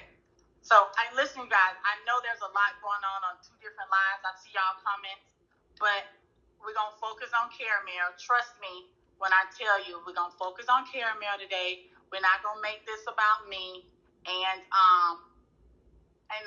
there's no tea to wake up on me. I help people, so there's no tea to wake up on me, okay? But let's focus on Caramel, all right? Let's focus on Caramel. Thank you, guys, in the comments. Yeah. Thank you so much, Pastor Cokehead. I appreciate you, sis. But Empress gonna be okay, I promise. Now let's focus on Caramel and all this abuse. All right. So I love you guys too. Thank you. So Caramel, so you were blessed that the uncle left you alone. All right. Cash, I gotta give you a date and time, Cash. I got a date and time for you, Cash. I'm sorry. You hear me, babe? Cash down in the comments. I got to give it to you.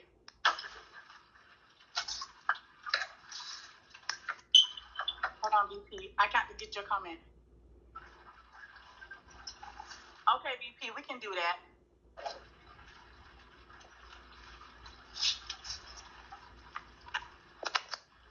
Okay, so Drama busy as well, so I'm gonna hold this down. Okay, I'm here.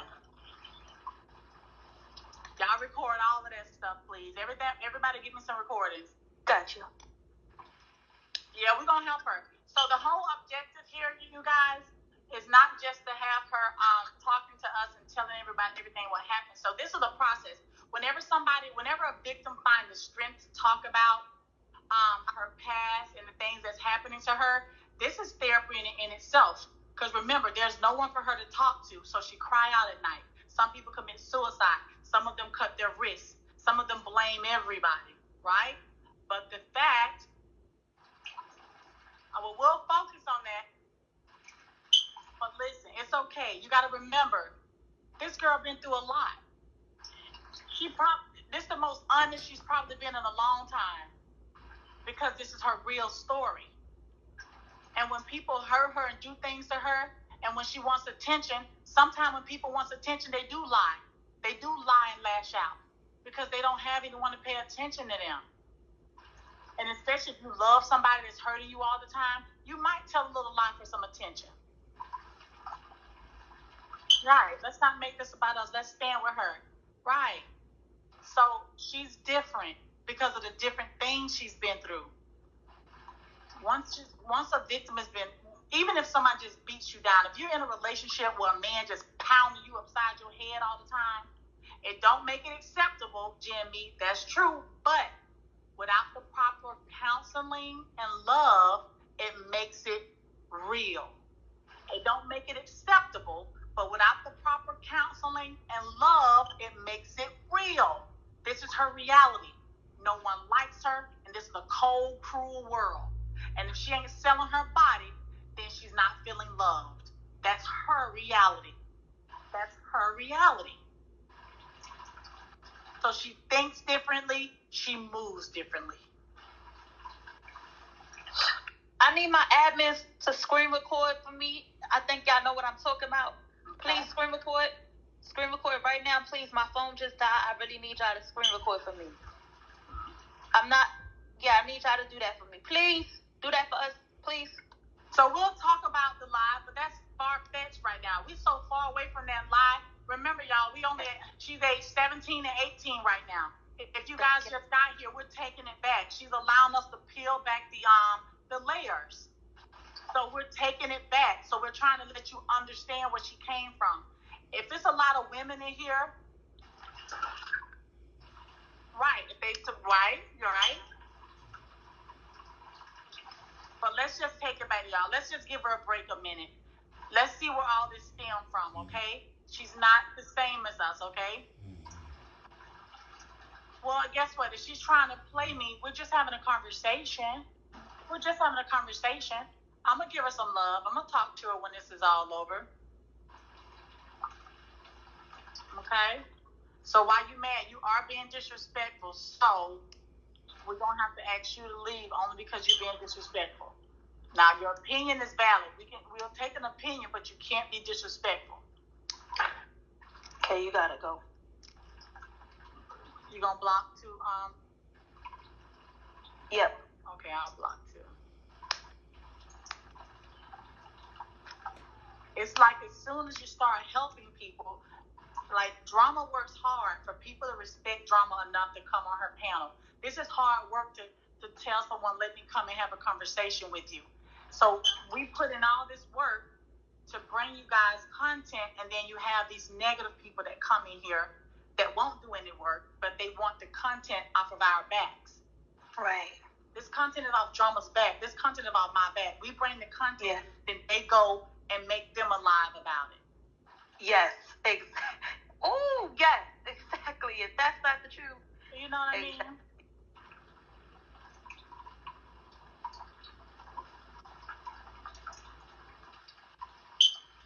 All right, really, though, we'll get into it. You got to remember, although we're just peeling back her life, really, though, I hear you, sis. I appreciate you. Thank you. But trust me, one thing you guys know about my interviews, I'm going to love on you, but I want the truth. Okay? And you got to be real with me. I don't judge. I'm not biased, but I want to pull the truth out of you. We're going to get to that. I promise, really, though. And you stay here and listen, my love. Stay with us, please. Little lies can ruin somebody's lives. That's true. But we gonna help Caramel. We're going to change her just a little bit. Okay?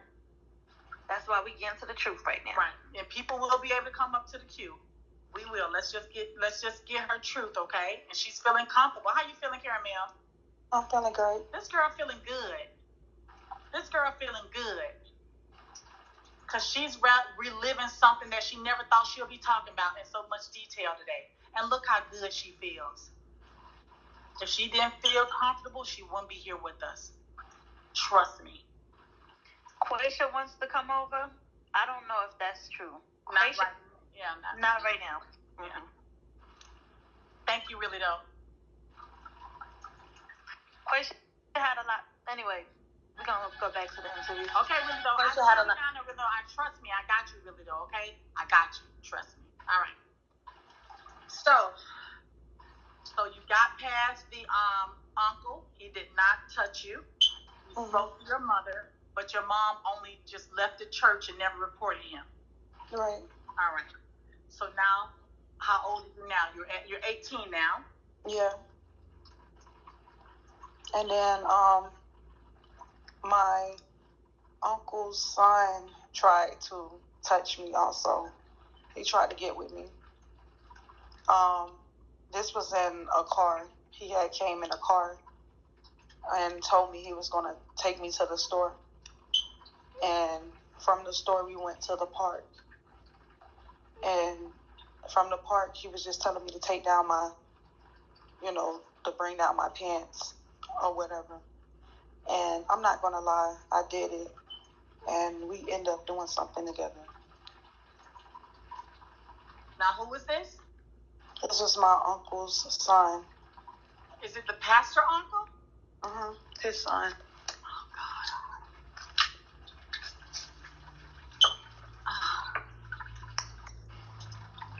All right, so, okay, tell us that again. Okay, let me bring that in. So, tell me about your cousin. Go ahead. I'm sorry, can you repeat that? Yes, tell me that story again. So now it's your cousin. So you guys meet. Go ahead. And he ended up coming to the house to pick me up. He had told me that we were supposed to be going to the store, but he ended up taking me to the park. And he had told me to pull down my pants. And I pulled down my pants, and that's when he inserted himself inside me. And you were 18 at this time? Yes. Oh, God, Jesus,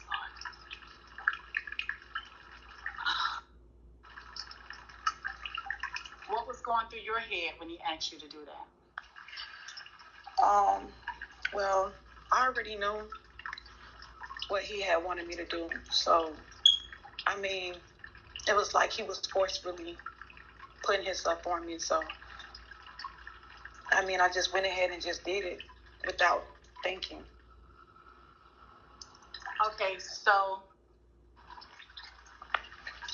how did you know? Did you know before he came to pick you up what he wanted, or you just knew in that time? No, I knew at that time. I didn't know before he was picking me up. All right. So she didn't find her cousin. No, this is the pastor's son. Apple don't fall far from the tree, you guys. It's her uncle's. This is her cousin now. So, once they did it, she didn't fight him off.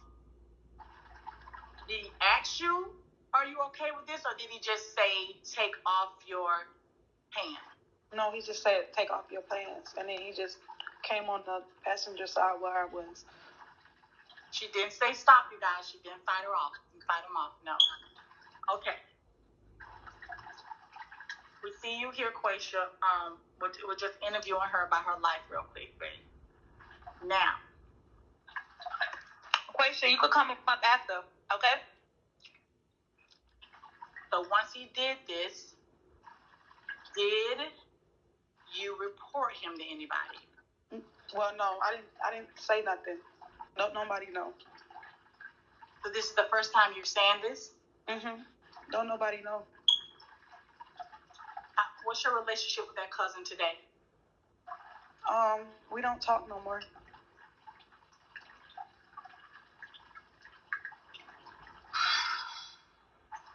Why did you not feel that you should say anything to him? Say anything about him? Why didn't you feel you were supposed to tell anything? Because I felt disgusted. I didn't know how people was gonna look at me, towards like my mom and stuff like that. So I just kept it. I just was quiet. I just didn't say nothing.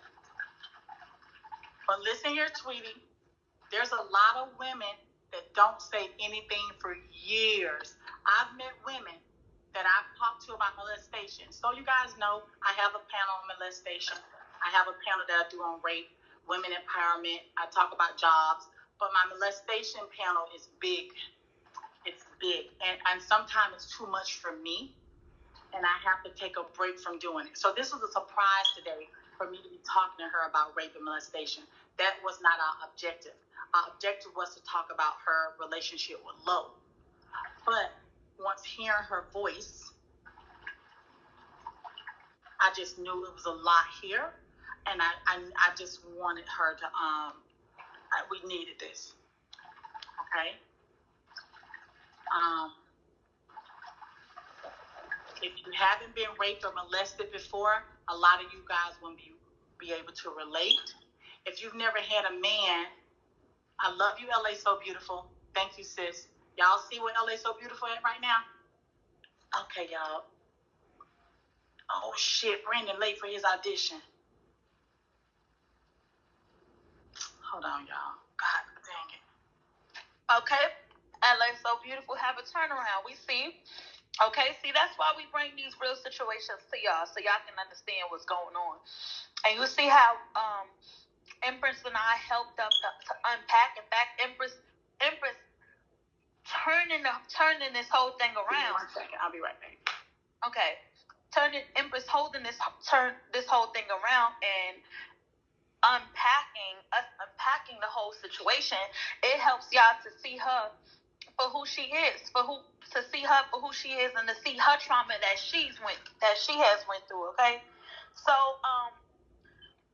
Caramel. So during this time, when you said the cousin was next, what was the last portion you was at? I'm sorry, because I had to take a second to make an answer call real quick. That we had went and did something. That was about it. That we had sex. Okay, what was next? What comes next after that? And then the next person is I know this might sound nasty, but I did it with my other cousin. Right. Okay. Was it willingly or was it forced? Well, I have the messages of when we was writing back and forth. I can send it to you. Okay. And he pulled up and we did something. He paid me and gave me weed. Okay. And what cousin? Okay. And were y'all Hold on, wait. I'm about to send it to you. Wait, because they think I'm lying. Hold on, Drama. Okay.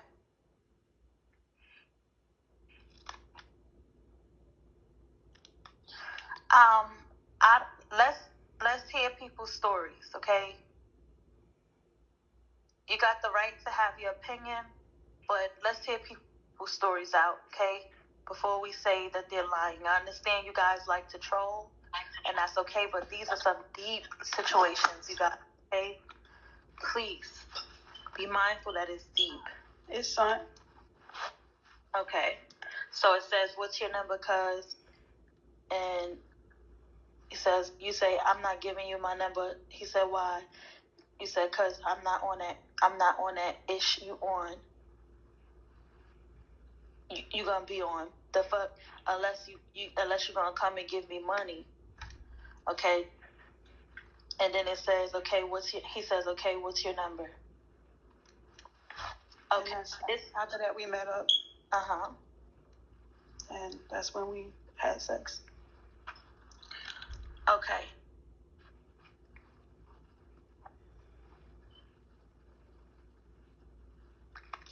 Okay, so this was your real cousin right here, right? So this is my blood. Yeah, so was that your aunt's son? Yes. Your mother's side or father's side? Mom, okay. Mm-hmm. All right. Is this did your family operate like that? Did that happen in the past? Like your family members, like y'all had cousins who slept with cousins. Have you heard of that happening in your family before, prior to you, to your cousin? Well, no, I'm no. Okay. Okay, so after you have intercourse with him, that wasn't rape, that was consent, right? It was an exchange for money. Okay. Okay. Now, after that, what happens next? After that, I go home and, well, he started texting me and asking me how I feel. I don't know. It was weird. He kept asking me how did the feel and stuff, and I ended up just blocking his number. Like, I blocked his whole number because, for you to be my cousin and for you to ask me that, I just felt weird. Like, that was weird. So, after that, I end up sleeping with this other man, but I got drunk and I was at his house. Like, you know how you get drunk and you're not like really aware of everything? I got drunk and I was at this man's house, and like I came there not to have sex. Like, I didn't. Like, I came there just to chill with him. And he waited till I got drunk, and then him and his homeboy, they raped me. They had sex with me, and how I know I was touched because when I woke up the next day, my pants was down, my shirt was up, my breast was out. So I know that they, had sex with me. Like, it was stuff coming out of me, looked like nut. So that was rape. That was another rape incident, right? Yes, that was rape. Okay. So, all right. Okay. So when you woke up, did you go to the hospital? Did you call the police? No, I didn't call the police or nothing. I just like got in my car and I left. What inside of you, did you ever feel like fighting for yourself? At any point, did you feel like, I have to fight for myself because I am hurting? I have to defend myself. This wasn't okay for him to do. At any point, did you ever feel like did you ever feel like, I have to fight for me? Or were you too, in that moment, you were too traumatized to do that? Well, I felt like nobody believed me. So right. That's why I didn't say anything about it. I just felt like nobody don't nobody believe what I say. So why should I have to speak on something when everybody's looking at me like I'm already, my past history, is gonna look like I have wanted that, and that's not what happened. Okay. Now, what number? Because I know you said you got sexually assaulted about 7 times. You got raped 7 times, right? Mm-hmm. What number was that? I don't know. I done talked about so many. Did you ever get? I'm sorry. Did you ever go to a doctor to get checked? I went to a doctor. When the last time I went to the doctor was like, I'm not gonna lie, like 2 years ago, and that was when somebody from the health department knocked on my door and was like that I need to get tested because somebody who I was last messing with had HIV and AIDS. Okay. So, did you go get tested? She did. What was so strange, she drew my blood at the house. She came with like little stuff or like little kits or whatever and drew my blood at the house. And then I had to wait like a week or two for the results. But I had got tested and I think I had something. I think I had either gonorrhea or chlamydia, but I didn't have HIV. But they wanted me to, continue to get tested to make sure that I don't have it. All right. So, do you think by the way, if Caramel, if you can swipe the comments left so you're unable to hear the comments, see the comments, that would help. Okay, so did you ever see? Okay. At any point, did you ever get retested, and did they ever tell you that because there was a reason why you met up with Lo, right? Did they ever tell you that any test came back positive for it? Well, no, I after that, I never got retested after that. Like, I'm not, I don't know. It's just something that is fearful to me. So, you're nervous? Yeah, I'm very nervous. That is going to come back positive? It might.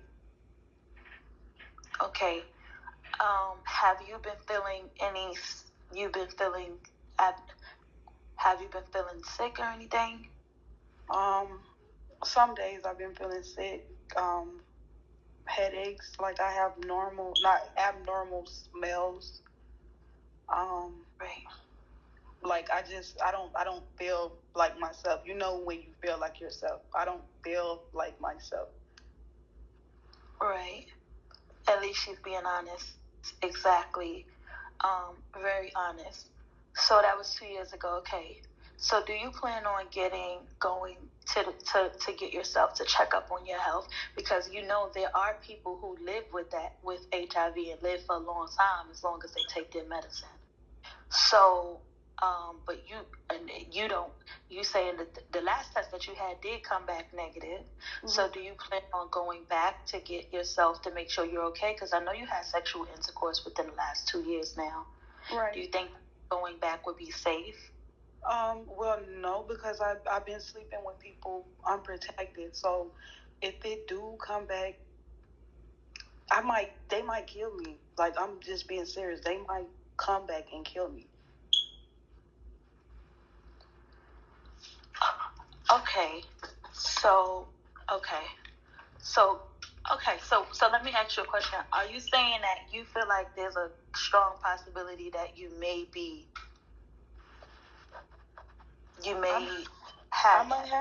I may have it. Okay. So that's something that you can keep. Oh, right. Are you afraid that the doctor's going to tell you to go tell people that you had intercourse with, that your status? Yes, because when I went, when I had that other disease, they told me to notify everybody that I had that, and that was just something, that you get cured. Right. My bad for the background. That's my sister's child. Okay. That's okay. Okay, so you finding this out and you thinking that there's a possibility that you may have that, right? But you don't want to go get things because you explained that you don't want to go make sure because you don't want to have to explain to the people that you had because you're in fear that they may do something to you. Okay, is that part of the reason why you were attracted to Lo? Because have you heard the rumors about Lo? No, I was attracted to her basically by her looks. It wasn't that I heard that she had HIV or anything, but it was just all about the looks and the way how she made me, like the way how she talked to me and made me feel. Okay. So, no one said that. For that reason, I'm going to get you up out of here because nobody said that. Please don't lie in my comments. Nobody said that. All right. So, okay. This is deep. This is tough. All right. So after everything, have you, all right, after,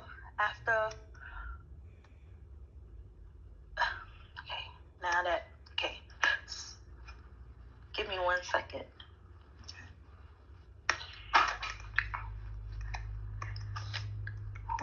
Okay, so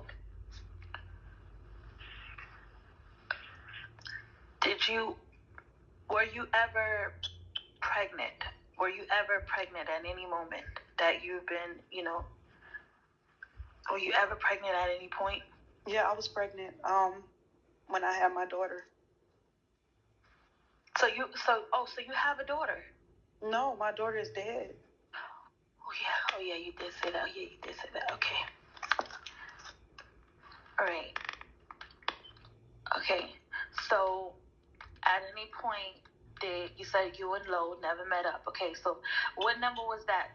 That was the rape. So you said you got raped 7 times. So how many have you already? 6. It was 6. Okay. Mm-hmm. So I'm ask her what are her plans today? What are your plans today, Caramel?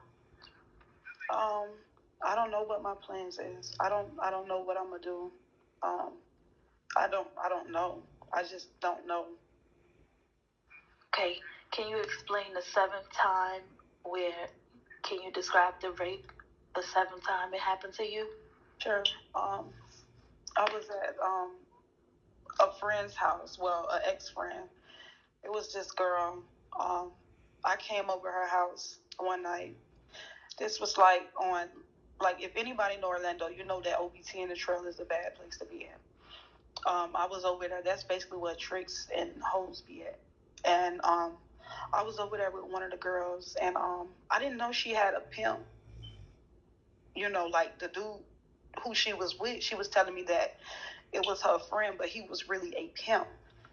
And not knowing that, I had ended up getting in a car with both of them and end up going back to a hotel, and they end up giving me this pill. And I'm not gonna lie, they're gonna tell me that it was Molly, but I knew it wasn't Molly. I ain't gonna lie, I knew it was something else, but I'm so stupid. I went ahead and took it anyways, and then next thing you know, I just fell out.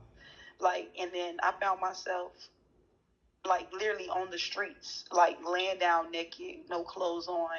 I don't even know who touched me. You know what I'm saying? I know something happened, but I woke up in the streets, naked. I don't know what I took. Right. Could it have been ecstasy? I don't know what it is. I just know I blanked out. I blanked out. I don't know what was the pill, what it could have been. I don't know. I just know I blinked out. Right.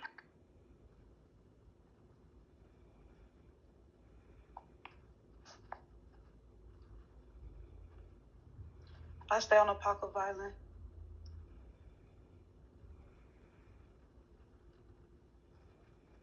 What did she say? I'm sorry. Okay. What did you say, Caramel? What did I just say? No ecstasy. So you didn't take. So you don't know if it was ecstasy. You don't know what you took, right? I don't know what the pill was. Okay. How did you start to feel when you took it? Did you feel hot sweats, hot, cold, drowsy? What was the No, I just felt dizzy. I just felt dizzy. Every time I get up, I'll stumble. And then just to the point where I just fell out. Oh, wow. It could have been a date rape drug. Okay. Did you ever go to the hospital for that? No, because I was scared to find out what they was going to tell me. Right. So, okay. So, Caramel, you're basically nervous to go to the hospital because you're nervous of what the results is going to be. Right. And I understand that you are nervous, right? But right. I listened to your story, and I thank you for being bold enough to tell us. But I noticed that there's a pattern, right? There's a pattern of you ignoring self, right? Of you not being unable to protect yourself. I see that pattern physically, dealing with the abuse that you've went through, now down to checking your health to making sure you're okay. I see that you are always afraid to protect you.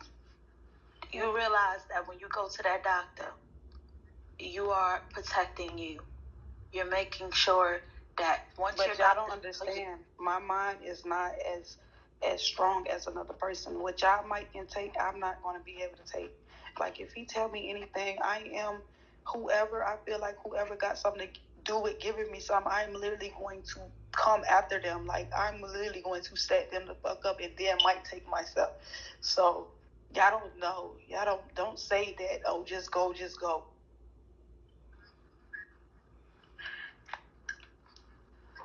Right, but don't you feel like it'll be safe for you? If anything, you can protect yourself. You can be better. Or how about this? If you don't want to go in, how about you speak to someone? Because I know that they have counselors at the doctor's office. I think it's called HIV counselors or HIV prevention counselors. you can speak to someone before you even get tested. How about that? You want to speak to someone before you get tested and tell them your concerns. Like, listen, tell them, listen, you've been working, you've been out there working as, working as a sex worker, and not only that, you've been sexually assaulted on multiple occasions, and you're nervous. You're afraid. Explain that to them. You're afraid. Can you locate everyone that you had intercourse with? Yeah. Oh, okay. And you're nervous. Okay. All right, so but there's a way you can speak to somebody who can educate you and inform you on how things can be done. So now maybe so maybe you can speak to a counselor, like an HIV counselor, or a counselor that's at the doctor's office. Like, they can speak with you before you even get tested. How about you speak to them first and let them know, like, these are people. People can. I'm quite sure they have some help for people who are willing, who want to. I'm quite sure there's help for people who want to come out and tell people they have slept with in the past, that they have that. I'm not for sure, but I'm quite sure, because they know that the trauma. With the trauma that's going on, the seriousness of that situation, they know the consequences that people will go through and face. So I think sometimes, I'm quite sure there's a counselor that's up there that can set something up for you, that can speak to you, and you tell them how nervous you are, and maybe they can contact those people themselves. I don't know, and keep you protected, right? Maybe they can keep you protected and say, please don't say your name because you're afraid that someone's going to do something to you. Your life may be in danger. And when you say that, I'm quite sure, as a doctor, there's HIPAA laws, so you can't just go ahead and disclose someone's information without their permission, a patient. So you'll be protected. I think you should talk to someone. There's free clinics and free doctors you can go to as well. Right, but if that person know that I'm the last person they mess with, then how would they not know that it was me?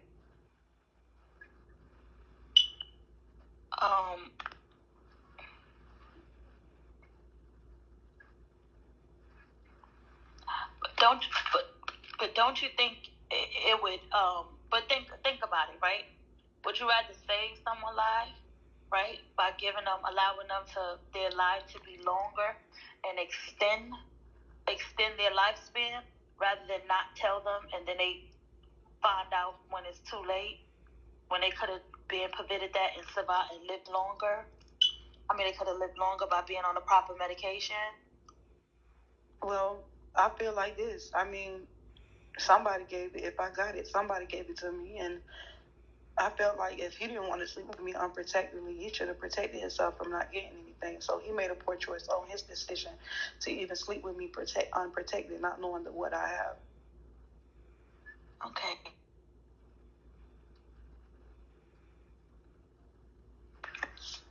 Well, this is real, because if you notice, this is educational, right? Because a lot of people do think like that, right? A lot of people think like Caramel. So for those of you who are out there having sexual intercourse, this is why you're here, and you need to be watching this. Because Caramel, we can't knock Caramel for the way that she feels, right? Caramel feels the way she feels for a reason, right? There's several Caramels in this world that feel the exact way she feels. That's why you guys need to wrap it up, protect yourself, cover yourself, because there's plenty of people who feel the same way Caramel feels. And just that one incident of you wanting to have a lust moment and to have sex and get your rocks off could be the moment that you jeopardize your safety. So with that being said, I hope everybody in this live learns something from this. Protect yourself. Be careful who you sleep with. Use protection, okay? There's things out there that you can get away with, but some things will compromise you, right? All right. So I'm not knocking you the way you feel, Caramel at all. You notice I just said, okay, and I listened to what you said, because honestly, you know, there's a lot. You taught us something today. People are going to learn a lot from your story, and you can actually help people. So thank you for keeping it real. I don't want no one to come up here and sugarcoat nothing. Caramel just taught us everything. Wrap it up. Cover yourself. Use protection. Stop sleeping with people unprotected. Stop thinking that you're invincible. You are not.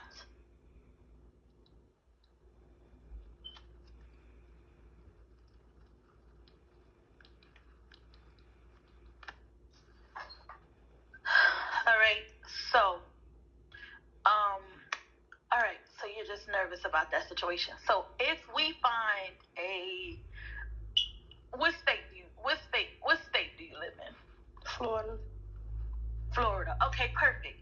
If we find a doctor, if we find a counselor, a HIV counselor for you to speak to, would you like to speak to them? Would you call in and speak to them? Yeah, I called in. Just to speak to them. Now, your mind may be made up, but just to speak to them. And when you speak to them, Caramel, I would like you to write down your concerns first before you speak to them. So your first concern is your safety. My protection. How can you make sure you're protected? So that needs to be written down, and that needs to be discussed with the counselor, right? That's your number one reason. Right. So I think you can solve the issue, because I want to make sure you're safe. You're a beautiful girl, you know, and I think you deserve to be on this earth. If you could prevent yourself from, if you could keep yourself healthy and strong, I think you should do it, right? So, but I can't say what to do. I'm not telling you to do it. I'm just saying I think I would love to see people healthy and whole. That's it, right? And having that, you can still be healthy and take the right medication, as long as you follow the doctor's orders, right? So, yes. So I just want to make sure that you're healthy and that you're comfortable. So, with that being said, yeah. So as far as Brionne and Brionne's situation, so the situation with Brionne, how do you feel about Brionne at this moment? I don't like Brionne. You're pregnant. Huh? I don't like Brionne, and I think it's all just. I think it's all just for beans. Yeah. Okay. Okay. That's fair. You think it's all just for beans, and you don't like her. That's fair. Okay. So, I just want to say, okay. So you think it's just for beans, and you think it's all okay. Got you. I had a feeling it was off for that too. Now, I had a feeling, yeah, it was off for that too. But okay, so let me just say this, okay? Caramel, going forward, are you willing to? Do you wanna go seek trauma? Have you ever thought about seeking going to trauma therapy? Okay, so let me tell you about trauma therapy, right? So trauma therapy, you have been talking, right? And I listened to your whole story. You've been through all forms of trauma, right? So you've been through physical trauma, you've been through sexual trauma, you've been through emotional trauma, and you've been through mental trauma, right? So all forms of trauma you've been through, right? So yes, from childhood to on. A lot of people like to say that they do not want to go to therapy. Well, let me tell you something about myself. I've heard broadcasters say that they go to therapy. I go to therapy every week. Once a week, my therapist call me to make sure I'm healthy and whole mentally, right? And work through trauma, right? And help heal me, right? Shaky, once a week, goes to therapy. And when you hear us talk about how much it heals you and help you, it's not that I'm such an advocate for trauma therapy because it helped me heal, you know, down to, and it helps you heal. right? So your childhood trauma. Let me tell you what trauma therapy does. They work out through they go through your childhood, right? So there's a reason why you react every way you reacted today. Even your relationships with Lo. We link that to your childhood, to how your mama treated you. Notice the comments turned when they really started to understand your whole story. So you were giving Lo money, and haven't met her. You wanted to see Lo, please Lo with money. You wanted to make Lo happy, and that's how your mother used to treat you. She was only happy when you gave her money. You just opened up and said that. There's a connection there. That's the reason, right? So we have to heal ourselves in that area, right? A therapist can teach you, right? In terms, coping mechanism. They can teach you how to get over the trauma that you've been going through. The therapist can teach you that. Your therapist. I'm thinking about bringing a therapist on here to speak to people, because I think it's necessary that we understand how important trauma therapy is. It's not a bad thing, and it helps you. It helps you heal. Like, for example, you get to see things in a new perspective. The way you look at things before, you start to value yourself. You start to tell the therapist, like, you need self-love. I want to learn how to love myself. A lot of people don't know how to love themselves. Were you taught? Do people teach you how to love yourself? Yes, through actions, right? But do people like Caramel and like a lot of thousands of people watching right now, the thousands of people in this room watching right now, did y'all have good examples in y'all life to teach y'all how to love yourself? Did somebody sit you down and taught you the proper way to love yourself? Probably not, right? So we have to get help from therapists to teach us to relearn to love us, to put us first, to put you first, to listen to that inner voice, your intuition that's talking to you. Because so many of us ignore us. You've ignored you for a long time, Caramel. Now I want you to heal and start loving you, and start waking, start loving on you and waking you up and hearing, listening to your voice, because you've ignored you long enough. I'm scared to stand up for myself. That's what I hear from you, Caramel. I'm scared to tell people I was raped. You were raped, right? Right. You were scared to tell Pete to go to the doctor because you're scared of the results, but that's hindering you from getting healthy, right? And then you're scared. It's like you've been scared and traumatized your whole life. That's a reason, right? The therapist can give you coping mechanisms where you can learn how to love yourself and you can get strength again. Trust me, I had to go through that. I had to go through that breakdown of loving myself. You know what I mean? Of unpacking why I act the way I act. I react when somebody lie on me. I react in a certain way that is out of character. Like when somebody lie on me, I used to. Now I'm getting better because I've been going to therapy, healing it, right? But when somebody lie on me, I will poof. I don't like it. I turn into another person because I don't like to be lied on. But that stems from childhood, right? At some point in your life, something happened for you to be reacting like that. And I didn't identify that until I went to therapy. Why don't I like when people lie on me? I noticed that people lie on me. This makes me do this. I feel this way. I feel like I want to turn into another person. Another side of me comes out. Why? Because, and then that's when your therapist asks you, well, what happened in your childhood? Explain this, explain that. Then you break everything down. It's like, notice that you said that. This is why you react this way when people lie on you. Notice that, right? So, so there's a connection there. So I think we can look at some trauma therapists. I think some trauma therapists that's in Florida that can kind of help you. And your insurance, do you have insurance? Yeah, your insurance can pay for that too, for you to go see your therapist every week and help heal yourself. And you got to let the therapist know what you want. Don't let them guide the conversation. I mean, they can guide the conversation, but make sure you are heard at the same time. Okay. So we're going to get two things. We're going to get the counselor for you to speak to in Florida, the HIV counselor. We're also going to get the trauma therapist. We're going to get those numbers that you can call and speak to and work on healing yourself. We're going to get some healing done. All right. And now we're going to let some people come up and ask some questions. Okay. Okay.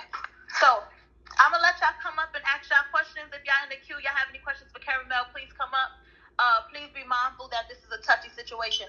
Everybody, can y'all please gift the panel, you guys? Make sure you guys gift everybody on a piece.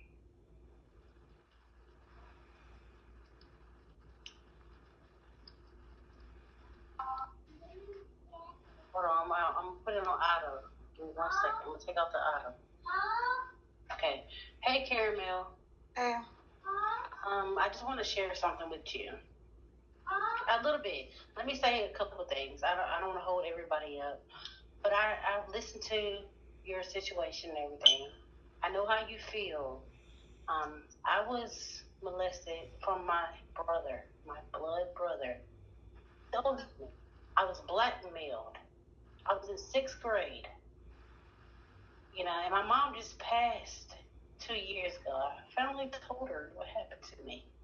I was a little child. He told me if I told, you know, things would happen to me. I was scared to tell. Well, Mama just passed. And I told her. But I said, Mom, could you please not tell? Because I don't want nobody to know. I thought it was like family. Like, that's my family. I was scared to even speak up. I said, Mom, please don't know. She knew it. But it was her child. Her child. You know, so I deal with this every day. I deal with it today. Like, the first was my mom, was the day that my mama died. This month. You know, it's hard for me. But I just want you to know, be encouraged. I went through therapy, too. I've been in therapy a lot. Like, I've been where, you know, hanging with people and, you know, just chilling with people and things happen to you. You know, you're just trying to you ain't trying to do nothing bad. You know, I've woken up and I had my clothes off. I see powder and all this type of shit. My clothes, I wake up, I'm like, what the hell didn't happen to me? So I know how you feel. And I feel as if therapy is good. And with therapy, they ask you questions. And the questions they ask you, you're allowed to say, I don't really want to touch on that. I'm not ready for that yet. Right. You know, you have it's your right. You know what I'm saying? To speak on what you want to. But I can say that therapy, it did help me. You know what I'm saying? Like today, I have 2 kids. And my life has changed. I just went through domestic violence. A lot. Physical, mentally, and all of that. August 23rd would be the year that I've been separated from my kid's father.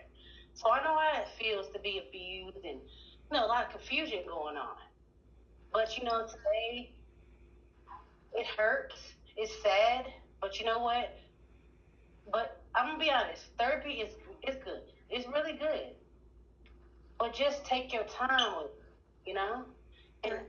And I know, like, after I was with my kid's father for 9 years. I'm about to be 30 on the 9th of July. And I feel as if I've been, like, after the hurt, I did sleep with men. I have. And I haven't been to the doctor since my daughter was probably my first daughter's 5. The other one is 3. I ain't been to the doctors. I'm scared, too. So you're not alone. I don't know what I know. I've been doing it.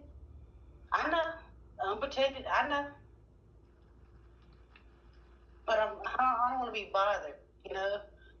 But I was trying to find her. Like, my father wasn't there for me. To this day, my father told me, let a dead be dead. You know, after mom passed, my daddy fucked over my mom's life. And she's dead now. It's shit that I have to live with today. I've been molested. I've been broken. And today what I got is 2 kids to stand on today.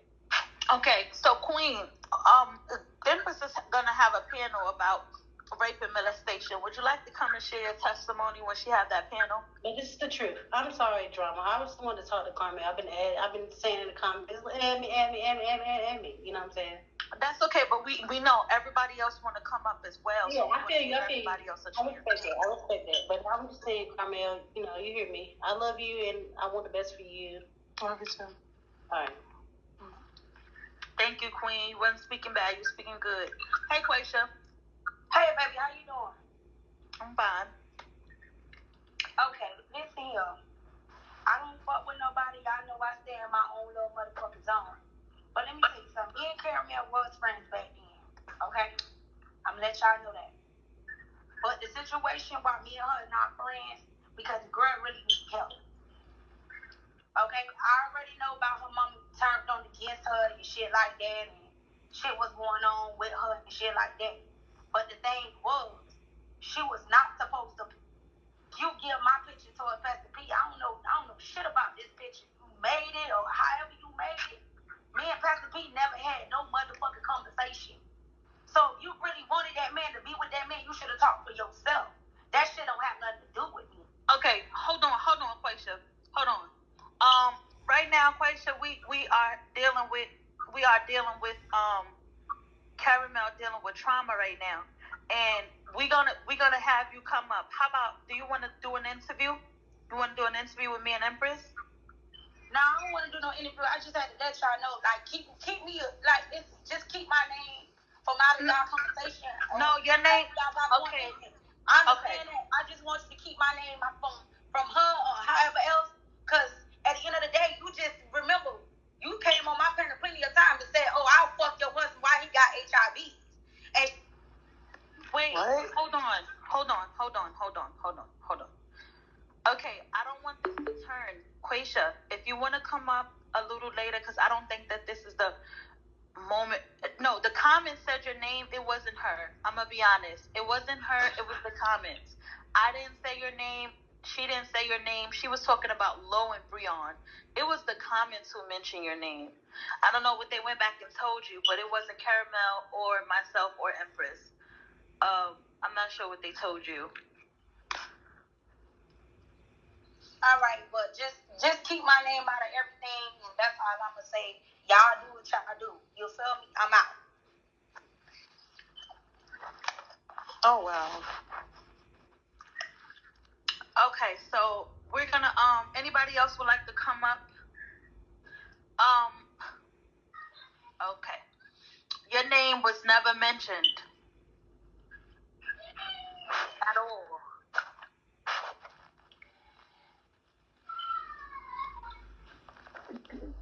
Hey, boss lady boo.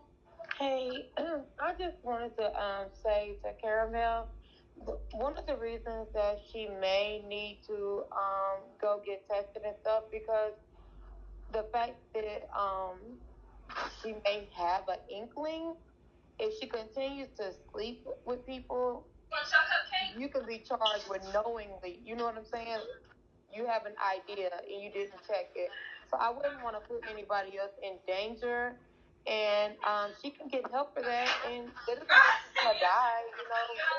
Get treated and go on, and you may just not have it. You may just be thinking to deep off in it unless you kind of know you have it or something.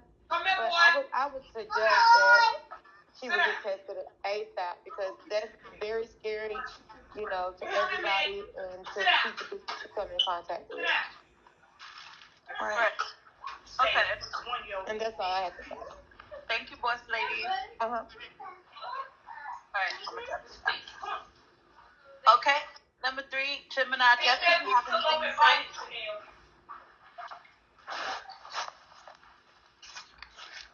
Gemini.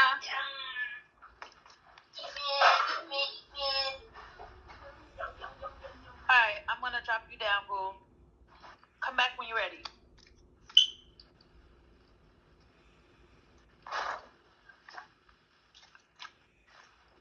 Hey, Drama.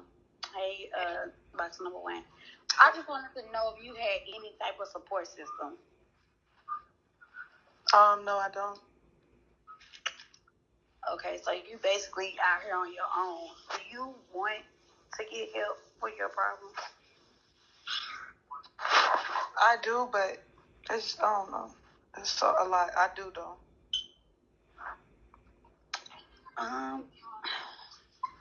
You know you got to start somewhere. Because how old are you? 27. No, 27 turns into 37. 37 turns into 47. All right, let's make it quick, really quickly. Okay? All right, this Sheena, by the way. You got a lot of life to live ahead of you. You can Okay. fix things now. You can fix them, you know what I'm saying? You got time. You just got to get up one day and just do it. Because you... All right, Empress, I'm trying to put you in box number 2. Okay. Okay, I'm gonna go. Come back up in 3. All right.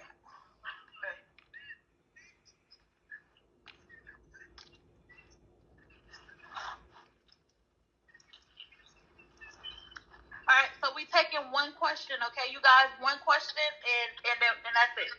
Question, a comment, that's it. We don't want it long, because Empress is back now. We're going to get back to the interview, okay, y'all? Okay. I'm going to pray for you. I really hope that you get help sooner than later, because you do have a lot of life ahead of you, you know. And that's all I want to say. All right, thank you.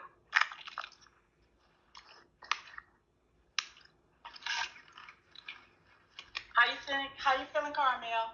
I'm feeling good. Good. I had to leave for just a second because Brandon had his host audition today, Brandon Keys. So I'm back, y'all. Okay. Okay. He passed. Did he pass? Well, I don't even know yet. I'm still working on it, but I had to come back to you guys because I wanted to hear Carmel out. Because at the beginning of this, I thought you was going to try to drag like Brionne and stuff like that. And Brionne was texting me saying you were lying. I was like, Brionne, I ain't going to let her drag you, you know? And, you know, but you are really, you know, it's a lot. It's a lot. Okay. It's a lot. And I'm glad we're here for it. I'm glad this happened today. It's a lot, but it's going to be a learning experience for all of us. Because we got to have patience. We got to have patience with our individuals. So, Right. I'm glad you're here today. I'm glad. So, we're going to talk about more stuff, and I know the comments have a lot of questions and comments for you guys. But, you know, I still going to have 1 or 2 questions for the very end because I want to help you, if I possibly can, just change your way of thinking a little bit. Because I do know you seek attention because nobody ever gave you attention. Mm-hmm. And what the comments were saying earlier about, like, little lies on people. Mm-hmm. And just, you know, we're just going to help you. We can't, you're an adult. I'm not that I'm trying to change you, but I just want you to be mindful.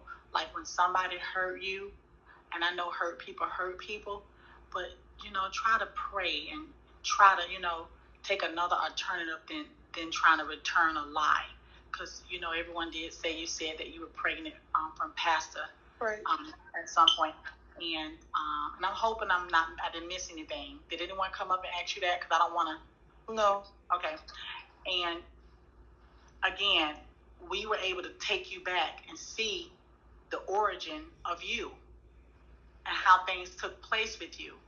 And without a lack of love and communication and attention, it causes you to do things that you wouldn't normally do. And sometimes people feel as though, oh my God, she knew what she was doing, she's grown. But a lot of people don't understand what mental illness is because a lot of you guys just haven't been through it. As women, we stress, we worry, we love, but when you've been tainted out of your control, sometimes mentally you have no control. A lot of it happens that way. And again, she wasn't fully developed as a young woman. Okay? Tell Empress what you said. I'm sorry. About. Okay, so. I'm sorry, I didn't mean to interrupt you, Em. What you were saying? Sorry. No, I'm fine, babe. And listen, guys, you remember, I know you're saying this is not the place, but we asked her, was she okay? I know, guys, there's a lot going on in the app, but we're focusing on this lovely lady right now. It's okay.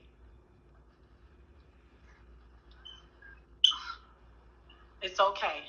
So just talk about that moment when you did say you were pregnant. When I was pregnant, I got kicked out the house. I had to stay in a shelter, a homeless shelter, for like it's like this shelter they have for like people that that's like let's say me to stay there. I had to have sex, so that's what I did. I had sex with him every day until 2 weeks, and I got fed up and I left because he kept wanting me to lay up and me do stuff that I didn't want to do with him, and I just got tired and I left. So when I left, I didn't have nowhere to go. I just left. Around that time, I really didn't have no transportation like that, so I was walking. I was on the streets walking out there in the middle of nowhere, not knowing where I was going to lay my head at the next day, not knowing where I was going to eat, not knowing what was going to happen to me. I didn't know that. And you can't, and going back home wasn't an option. No, my mom wouldn't let me back home.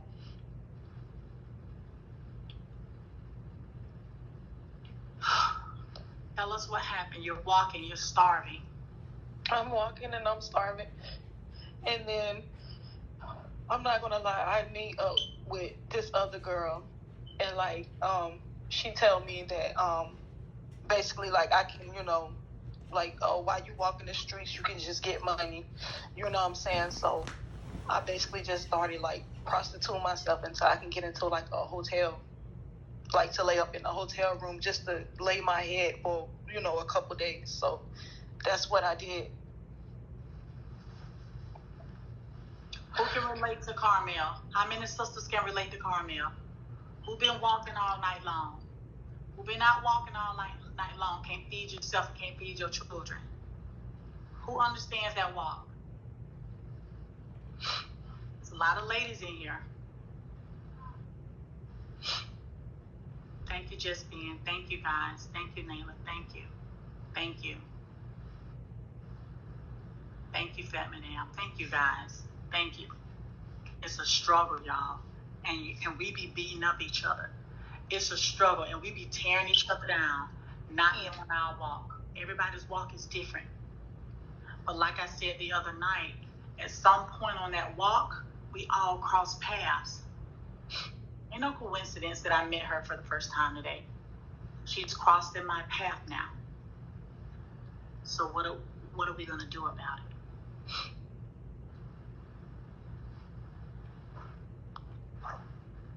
Go ahead, babe. But I end up meeting up the girl, and we end up prostituting together.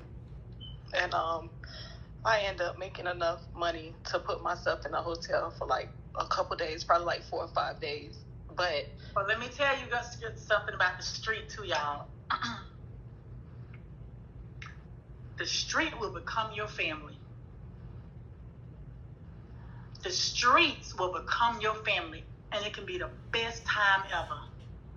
She was out there prostituting with her friend, but trust me, she was okay. Because she was hustling. She was making a way. That's all she could do. That was her way to make a way. And she had a friend with her that was teaching her the game. The streets was her friend at that time. And she had somebody to say, we're going to do it together. We're going to do it together. That's probably the most comfortable she's been in a long time. Because she had control over what she wanted to do. She was making this option now to sell her body. She had control. This is probably the first time she had some control. And she had a friend to do it with. Never had a sister, never had a mama, never had a relationship with her dad. Now, on the street, she met a girl and said, let me show you the way, girl. Let me show you something. Look at this. Go ahead, Carmel. So, when we was in a room, we, like slept with multiple men. And, like, we did it together. Like you said, we had each other back. We ate, even though it wasn't, preferably what we wanted to eat. We got what we got because, you know, most people down here, I'm not gonna lie, some of them are very cheap. You got very pricey people, but you have very cheap people. And, you know, it was multiple times of where we have got tried and everything. Like the most like, I promise, like one of the men that walked inside the room, he tried us with, he told me $80 a piece for me and her. Now, at that time, you guys was over there hanging out. Did y'all laugh sometimes? Did you have time for you laugh? Yeah, we laughed. And you hadn't laughed in a long time, I bet. No. Did you feel like you had a sister? I did. That's okay, because she got a list of food stamps. This girl got a long walk. We know she had sex with her cousin. She told us today that she did. She told us. She was honest. I just saw some comments float across the screen. But this girl was having, y'all listen now. Now she has a friend. Although she out there hustling and selling her body, she got a friend, and they're laughing. And you know, they're trying to eat. They're still struggling, but she has somebody to communicate with now. She's building a relationship. Go ahead, Carmel. Okay, so after we did all that, in a couple of days, we sold ourselves for, you know, the little couple of days that we was in the room, and we departed. Like, we literally departed ways because I had saved up enough money, and then I had ended up getting back cool with my mom, you know, within the couple of days that I was there, and my mom was just asking me to come back home. So because the girl, she was like, don't go back home. She was kept telling me, don't go back home. If your mom going to allow you just to keep treating you like this while you're pregnant, don't go back home. But I went back home. And tell us what happened when you went back home. I went back home, and it was hell. It was hell. Once I got there, it was hell. My mama was yelling at me. She was calling me all type of hoes, bitches, how I'm not going to be anything. Like, she lowered us. As a mom, she lowered me than lesser than I want to be. Like, you know what I'm saying? Like, I would expect for my mom to love me and, you know what I'm saying, and to teach me, you know, from right or wrong. And, you know what I'm saying? Not saying that she have not done that, but still, like, who are you to judge?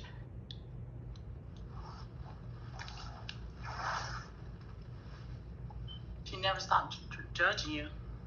No.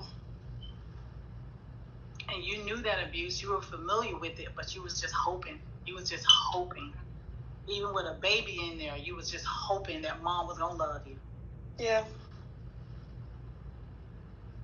Has it even happened to this day? No. Whatever happened to your friend that was showing you the way of hustling on the street? I don't know what happened to her. I lost in contact with her. I don't even know. Now, how old were you when you met that young girl? When you was pregnant with your baby, you met the girl that was showing you how to hustle? I was like 18. I was still 18, like 18. Do you guys see how her life changed from her first being raped? This is over 1 year, not even a full year.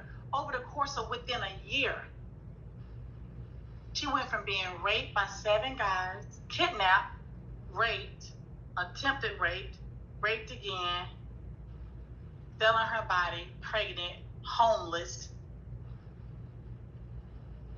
We'll get into the diseases. We'll get into it. I'm just trying to open up the dialogue.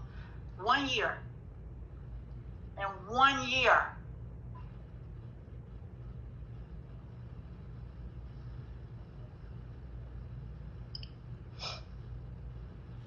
Now, we're not counting from age 0 to 17, mentally abused by her mom, physically and mentally abused by all her sisters, not having a relationship with her dad. She's been fighting her whole life. She's been fighting her whole life. Only reason why I don't have a relationship with my dad is because when I was younger, he had found me. I was writing like a little love letter to a boy, and he called me and he went, and you know how it's a way how you're supposed to chastise your kids. He went and he beat me up. Like, he beat me like I was a man. Like, I went to school with a black eye, a big black eye. People, my dad. Why? Because I was writing a love letter to a boy. So he beat me up. Like, he beat me up. They had me in the office, in the front office of the school, asking me what was wrong with me. And my mom had told me to lie and to tell them that me and my sister, we had fought. We had got in a fight.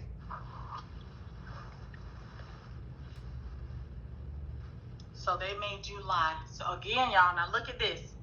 Now, this isn't sexual abuse. Remember I told you about those moms that's going to protect their husbands? Now, dad beat her to a pulp, punched her down. But when she went back to the school to file the report, don't tell them that dad did this. Blame it on your sister.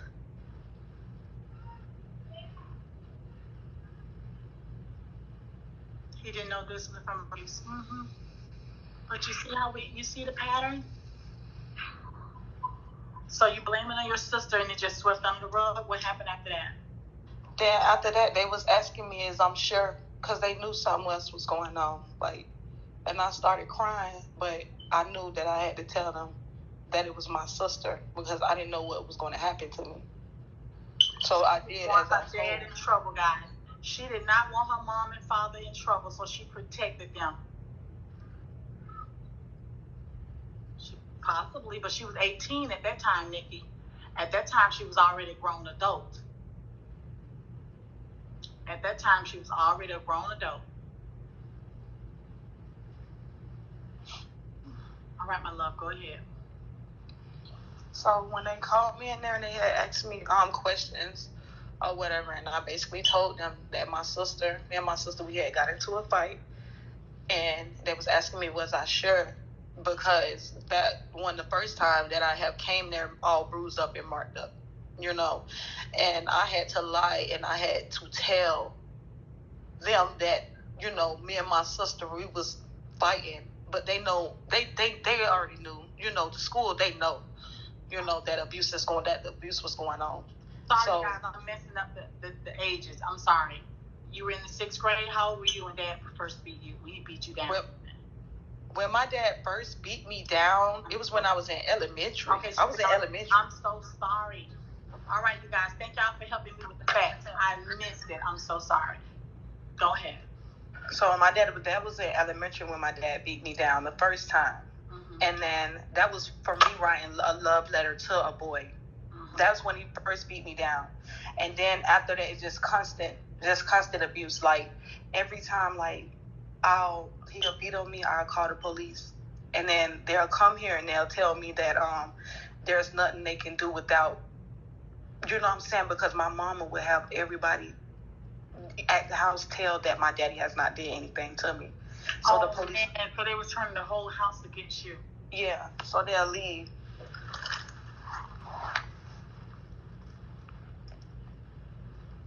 And Dad never tried to touch you in no weird way, right? No. He just wanted to beat on you. Did he beat on your mom? Yeah. Did he beat on your other sisters too? Not as much as me. And was he a drinker? Was he an alcoholic? He drank constantly. He drinks still to this day.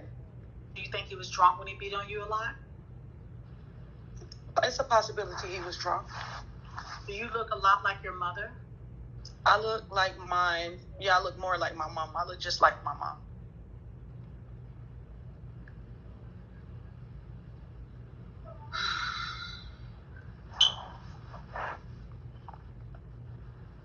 Yeah. Right. What's his trigger? Jesus. Did you talk back to him or anything, or? I did, but it wasn't when he was beating me. It was more so when he was, like, you know what I'm saying, when he was finna get ready to beat me, and I'm trying to figure out, why is you trying to put your hands on me, and I have not done anything. Whenever he would hit on your mother, how would she react? Whenever he would get ready to fight your mom, how would she react? They'll fight. I'm sorry? They'll fight. They'll both fight.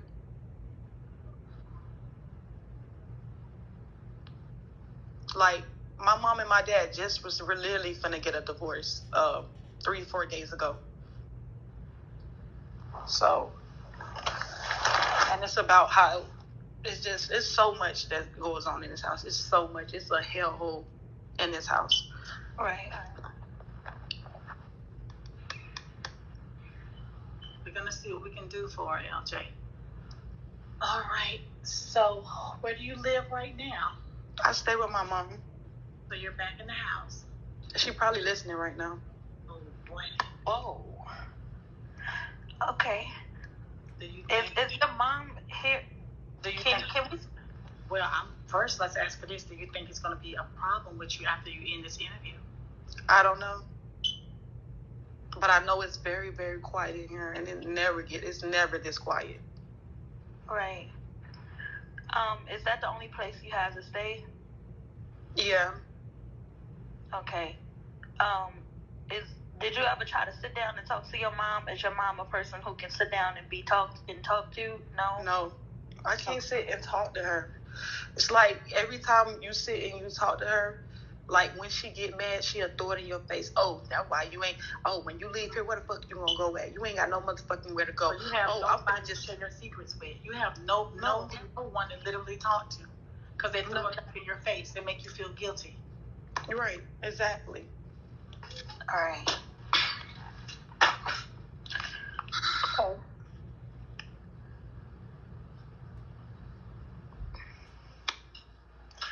All right, so you can dance around the questions of your mom because we know that it's getting quiet in your background, right?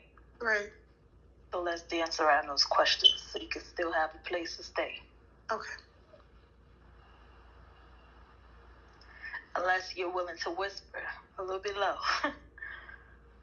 I can whisper. I can hear them talking against my wall now. Okay.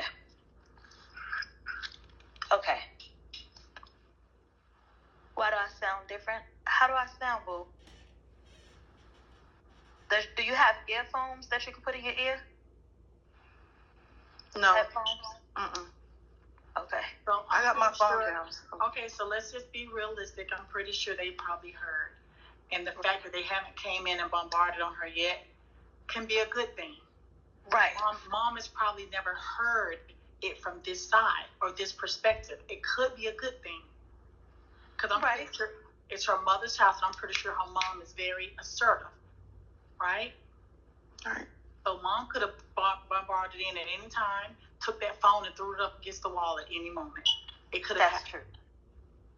So silence is not always the worst. Right. Yeah, I cannot go in my car. I just got into a bad car accident. My car is totaled. Yeah, she just got out the hospital. Risk being still on her wrist.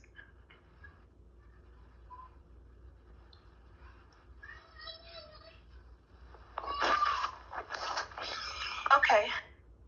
So, no comments. Let me explain something to y'all. Trust the interviewers, okay? We got it. Trust us. We understand. Don't telling us to change this and do that. We respect your opinions, but overall, you have to just respect what we're saying as well, right? So respect us to know how to operate this. Enough, right? We got y'all. We love y'all opinion. But respect us to know what we're doing. That we know what we're doing, right?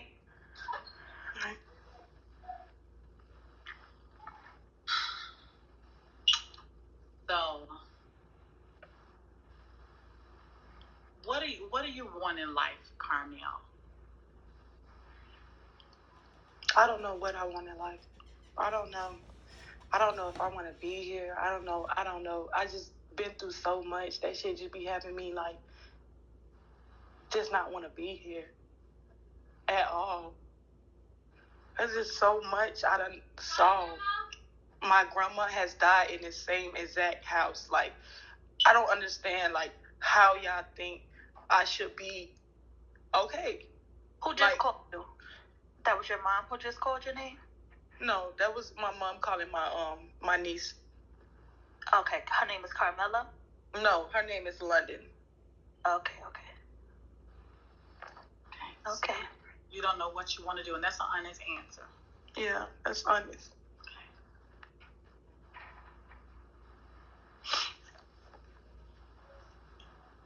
Are you comfortable at home right now?